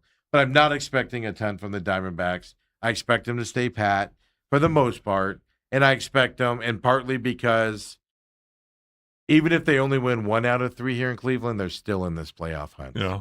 Even if they get swept by Cleveland, They're still in the hunt. They're still going to be in the playoff circle, and you're getting guys back here shortly. That should improve you moving forward, and that's why I'm not expecting anything from the Diamondbacks. And I do expect Skubal to be a Dodger by Monday afternoon. Do you really? Yeah. I wish the Yankees would step up, man. Get back to the Yankees, and what they do and stuff like that. That'd be fun to see. I'd like to see that happen again. I'd like them to start, putting the Dodgers in their place. Because people will go, what about the Mets and the Phillies? I just don't like those two teams. So I'd rather. I'm not a Yankees hater, and I'm not a Yankees liker. I don't love them. I watch a lot of their games because a lot of their games start at 4 p.m. and I have Major League Baseball Network, and I just happen to catch them, because they're fun to watch. Well, you're up from your nap, and well, they're also right, and they also play teams generally that are also good for the most part, so it's just easy to watch them, type of a deal. Now the Blue Jays are going to unload a bunch of guys because they're sucking this year. They're all going to be too expensive to bring in. You're going to have to trade with the Giants. Maybe get somebody from the Rockies. I don't know. Jake McCarthy's bat, maybe. That's sarcasm. Don't bring McCarthy back because then Torrey will just sit him on the bench and not give him at bat. No, that he'll start both McCarthy and Pavin Smith. Because keep in mind, the plan is to get Corbin Burns back in September from his setback from his deal, right? Jay Damerson's scheduled to come back at some point here. J Mart will be back here shortly as well. Then you got Nelson and Sirocco should be back sooner than later for those two guys, right? Lourdes Gurriel should be back here shortly as well. Jordan Lawler and his hamstring. If he can stay healthy, he's coming back. Tommy Troy, after taking that ball, what was that, a month or so ago now? No, or not 3 weeks ago? Yeah. He'll be back here soon. That's some pretty good guys to add to your roster coming back. Right. And that's why now you can, I hope it doesn't happen, but you can get Zach Gallen back. AJ Puck, question mark as well. But technically, Zach Gallen could come back. I don't think he's going to, but technically, Zach Gallen can come back. That's why you're not going to see a lot of movement. So for those of you saying we need all these guys and things for the Diamondbacks, it just ain't going to happen. Yeah. Unless they can get a deal on them. But keep that in mind also. If they get somebody that commands a salary, they're going to have to unload salary, which means you're losing some guys. You could lose a Tommy Troy, a Jordan Lawler, to dump some salary in order to, and Now, young are guys those in order guys to get making that. any money? But it's also the youngness of them. If you're a team, unload like the Giants with Ariz, right? You're not going to unload him. You want a major league guy, but you'll take a younger guy, lower salary with Jordan Lawler or Tommy Troy, type of a situation. You'd look at that. Oh my God, just imagine the wind at Jordan Lawler's back all the time there in San Francisco. So there you go. Trade deadline coming up on Monday. Pay attention to that. We're starting to see some small moves happen. And then throw up the NL wild card for me, if you will, Ethan. This is the graphic. Obviously, Diamondbacks didn't play yesterday out there, but they're still in that second spot. They are tied with the Phillies here. They have the tiebreaker right now. Going into this weekend's games, San Diego Padres, I'm telling you, Padres did lose yesterday. They had won 5 in a row until that point. To me, Pirates, Marlins, Nationals, Cardinals, I don't think they're going to be a threat. If you continue to play well and win series like the Diamondbacks are doing, I don't think you're going to have to contend with those teams moving forward. I think they're going to slide and kind of stay around 500. So if you can stay 4 or 5 games above 500, you'll keep a big distance, 2 or 3 games between you and those guys. The threats are the Phillies and the Padres moving forward is the real reason you need to win. Because even then, folks, if you think about it, if everybody else slides down, well, the Phillies and the Padres can pass you, and then you're out of the playoffs. So you're basically in playoff mode now after this, with this trade deadline coming up, and you're playing a team this weekend in the Cleveland Guardians, Dale. That isn't a bad team. They're currently in the 3rd place spot in their wild card as well for them. They're in the AL, so they're fighting for it. And they're 56 and 54. So you're playing a team that, all intensive records, are even with you. They're also 28 and 40, by the way, with teams above 500. Diamondbacks are 22 and 37. All right, so something's going to give. Something's got to give tonight in the Cleve, as I like to call it. Some people call it the mistake by the lake. I call it the cleave. You call it the cleave. Don't know if I've ever heard that before. I know. I made it up one time. Yeah. Oh, you did. I did when I was Okay. there. I spent a lot of time in the cleave. I don't think it's the mistake by the lake. It was back in the 80s. Yeah. Well, remember that was when the lake would catch on fire. Oh, How does water catch on fire? Well, Cleveland figured it out. yes, they did. So much sewage in there.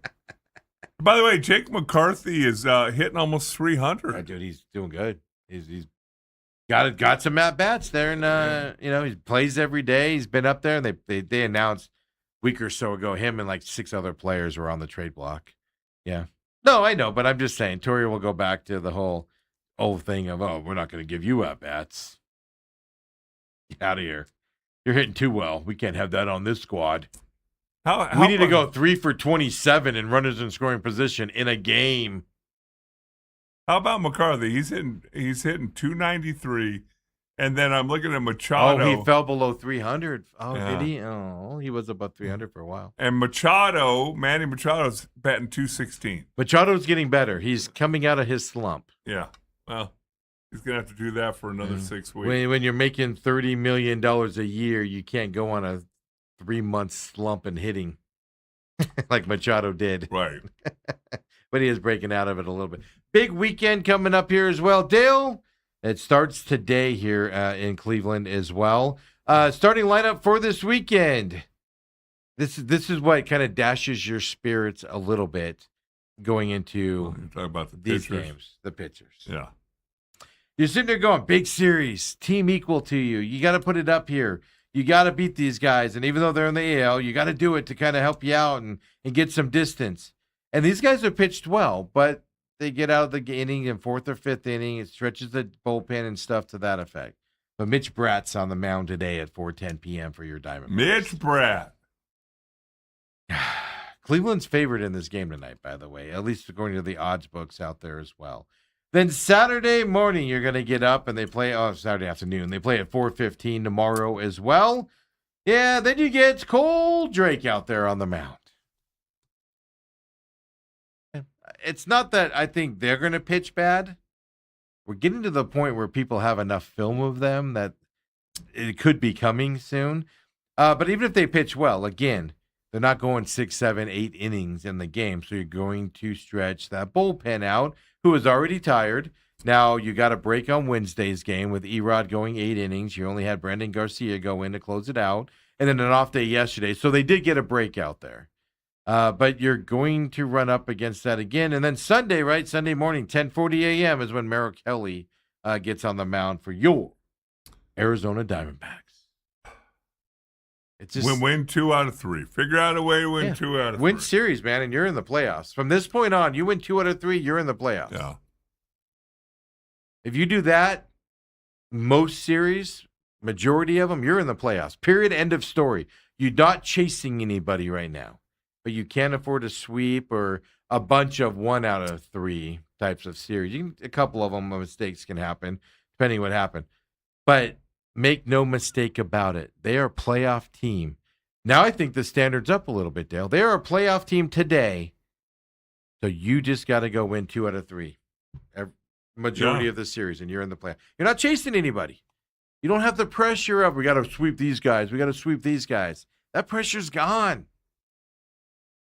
Now, can they do it is the next question that you got, in my eyes, Dale. And we need Sirocco back, because these young kids are just... It is kind of scary. it's going to end sometime coming up here. You got Cleveland this weekend, then you got the Padres at home for 4. You're going right into another series of a team chasing you now, right? Coming up. Then you go to the Dodgers. Then you got the Dodgers at home the next weekend. That's a sweep. Then you got the Rockies at home for 3 after that. So division foes. They'll probably lose 2 out of 3 there. Hey, you sweep the Dodgers and you dominate the Padres, you can lose 3 to the Rockies, and it won't affect you at all.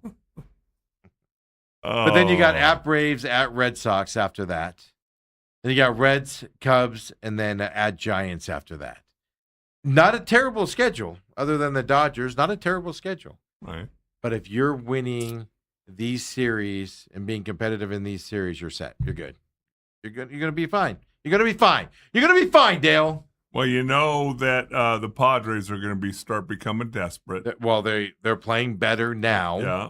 They won 5 in a row before they lost yesterday. Not everybody's going to – it's hard to win 13 in a row.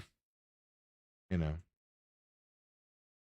Here's the last thing I want to talk about today. Anything else on the Diamondbacks? Not on the Diamondbacks, but I did. You go ahead with yours. I do want to bring up one other thing. No, you go ahead. And mine's just nonsense. I'm questioning life ESPN more than usual today. I saw an article here written on Brad Sesmat's website about Saguaro High School. AZ Sports 360. I did not read it. I saw it was published yesterday.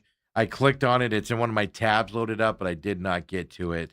Specifically about Saguaro and their leadership. Yeah, their leadership. They have a leadership council, folks, Dale. They have a leadership council. And how many bad things have happened there since Jason Mons left? Jason Mons left, and the thing has just been really, really bad. Can I give Saguaro? I know you're integral part of it and stuff, but can you send a note to Saguaro's leadership committee for me? Yeah. Yeah.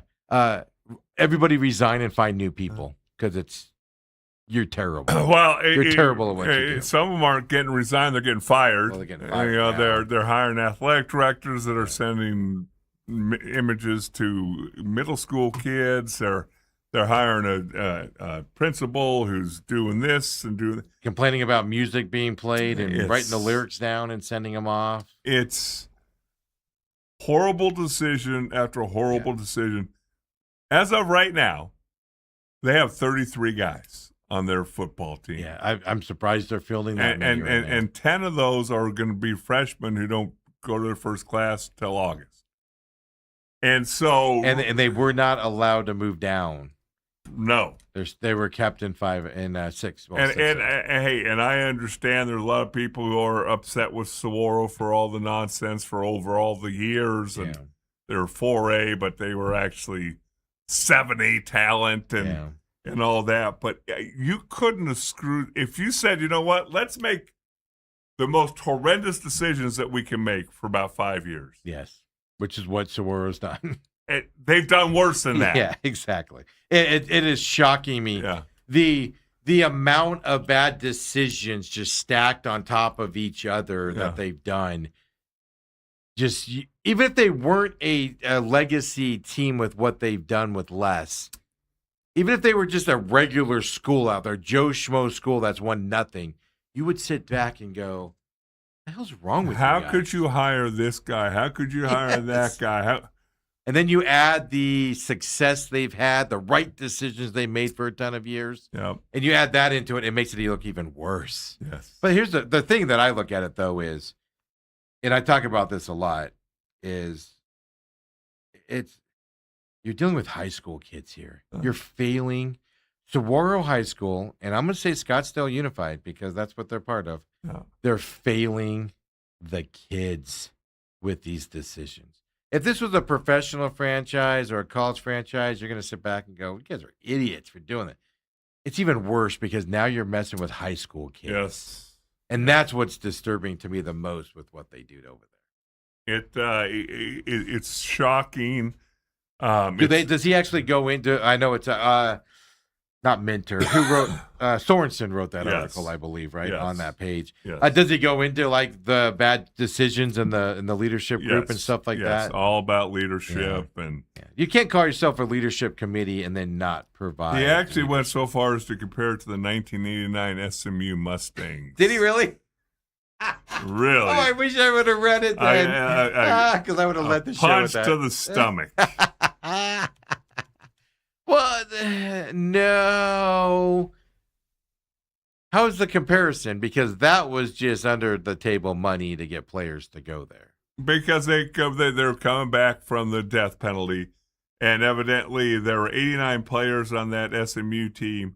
73 were freshmen, and 38 had never played a single down. I can understand. I was thinking he was comparing to SMU because of the leadership and the bad decisions from them. Okay, from the roster perspective, okay, I could see that. Right. Because I'm like, SMU's leadership was completely different than what's happening at Saguaro. And they're failing the kids there.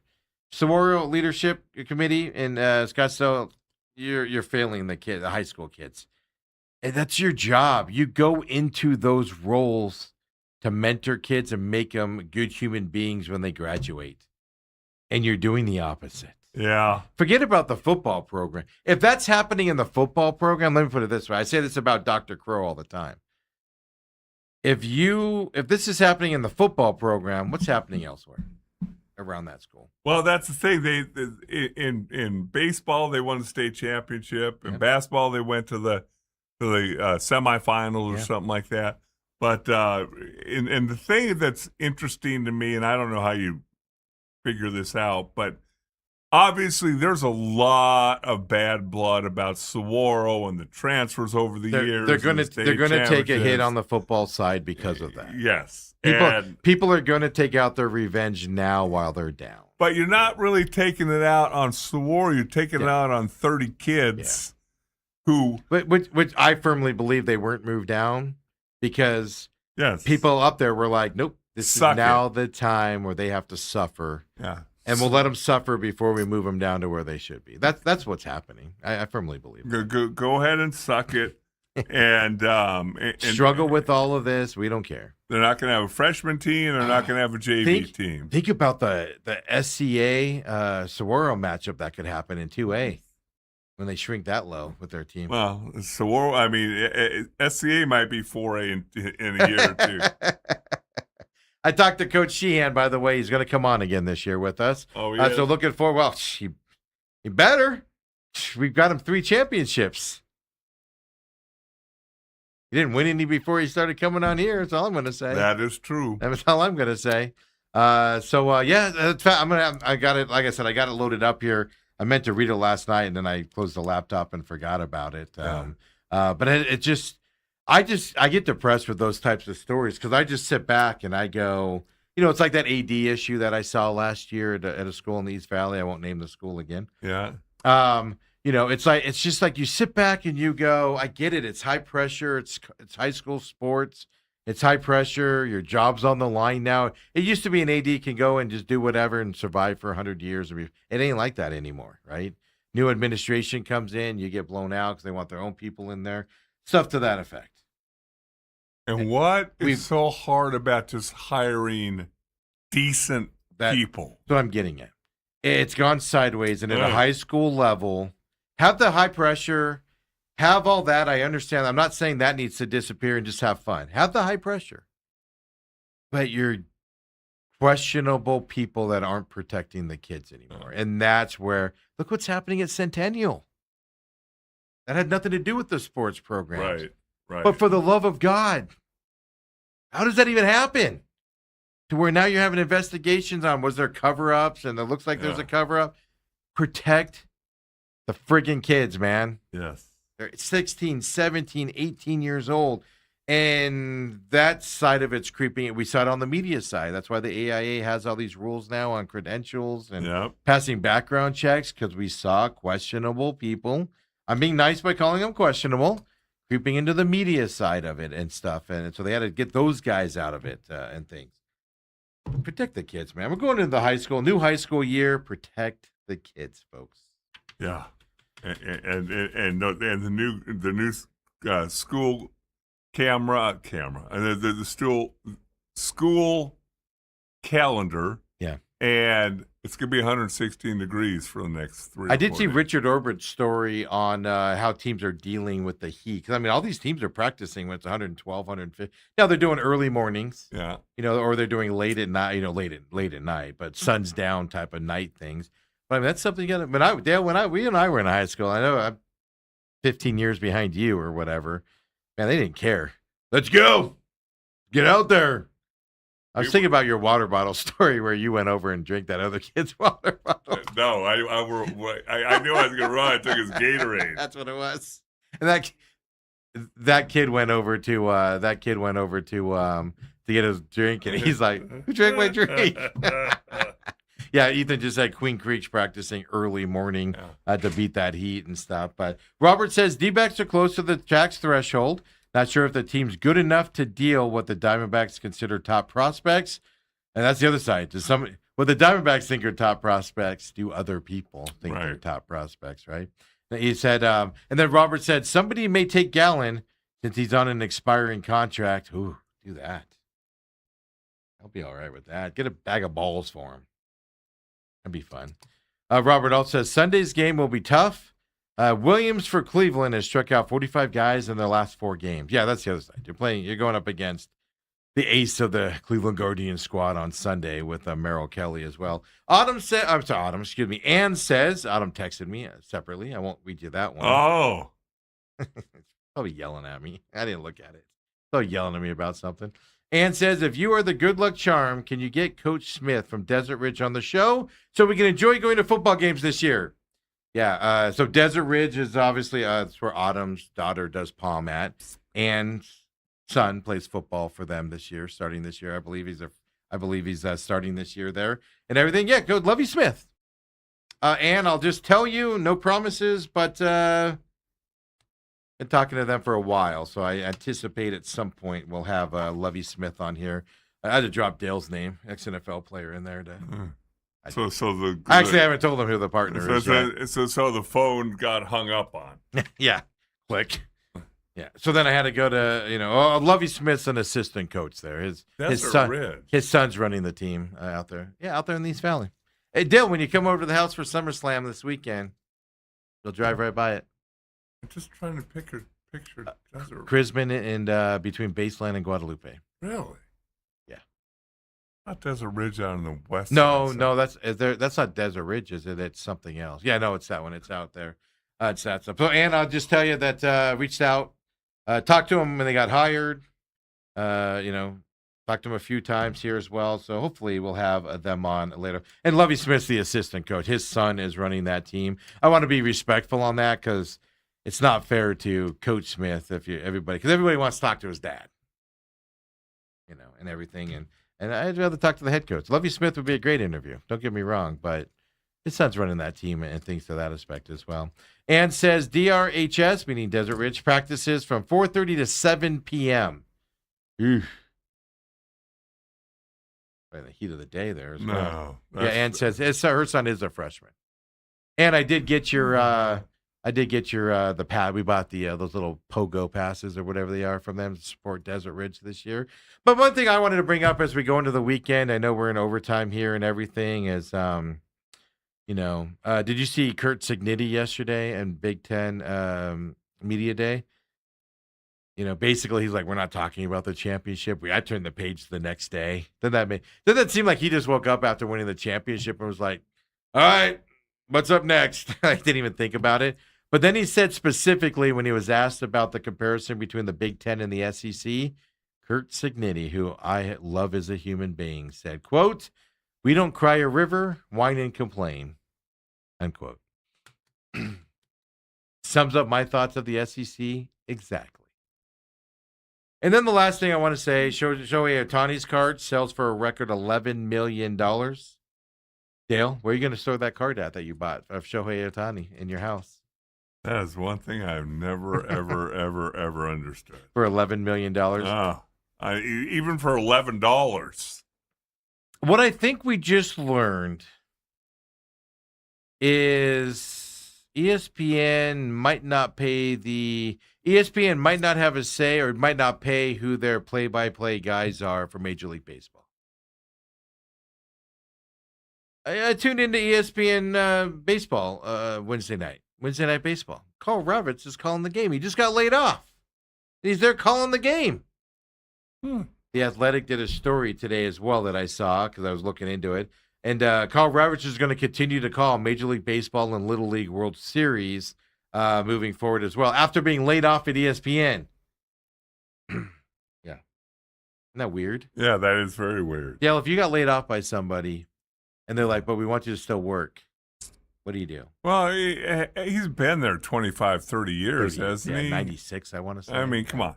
Hey, everybody has their shelf life. Oh, it was Thursday. It was last night's game is where I saw him on there. Yeah. So finish the season and then move on. Go retire. Enjoy life like Steve does. That kind of tells me that maybe, well, that's the other side. Don't forget, ESPN's losing Sunday Night Baseball broadcasts and stuff after this year.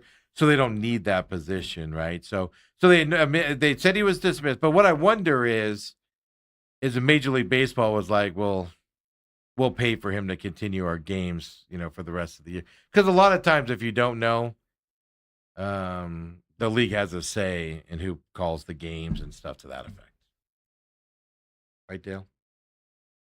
I've The never big been ones. that high up. So The big ones. yeah. Yeah, but you've been on the other side of it. Appreciate everybody joining us here on this Friday. We'll be back Monday morning, 7 a.m. Stay cool out there, folks. It is ridiculous. The humidity's picked up in here as well. Woo! Steve, don't focus too much on that guy throwing curses tomorrow. Dalehausen. I forgot to call you Dalehausen today. Dale, you know what I do when he tries to curse me? I go, Just don't look at the TVs. I'm rubber, you're glue. Whatever you say bounces off me and sticks to you. Throw that out there as well. Dale, sorry you're not going to come over for the festivities. It's going to be a blast. See you on Monday. You still have time to get your meats and cheeses orders in. Oh, I'm bringing my own? No, I'll place the order for you. I just want to know what fancy meats and cheeses you want. Dale's all American. I got cheeses and meats that I've never even heard of. I'm like, just throw them on there. Just throw them on there. Enough. Then I went, how much was the bill? See you Monday, everybody.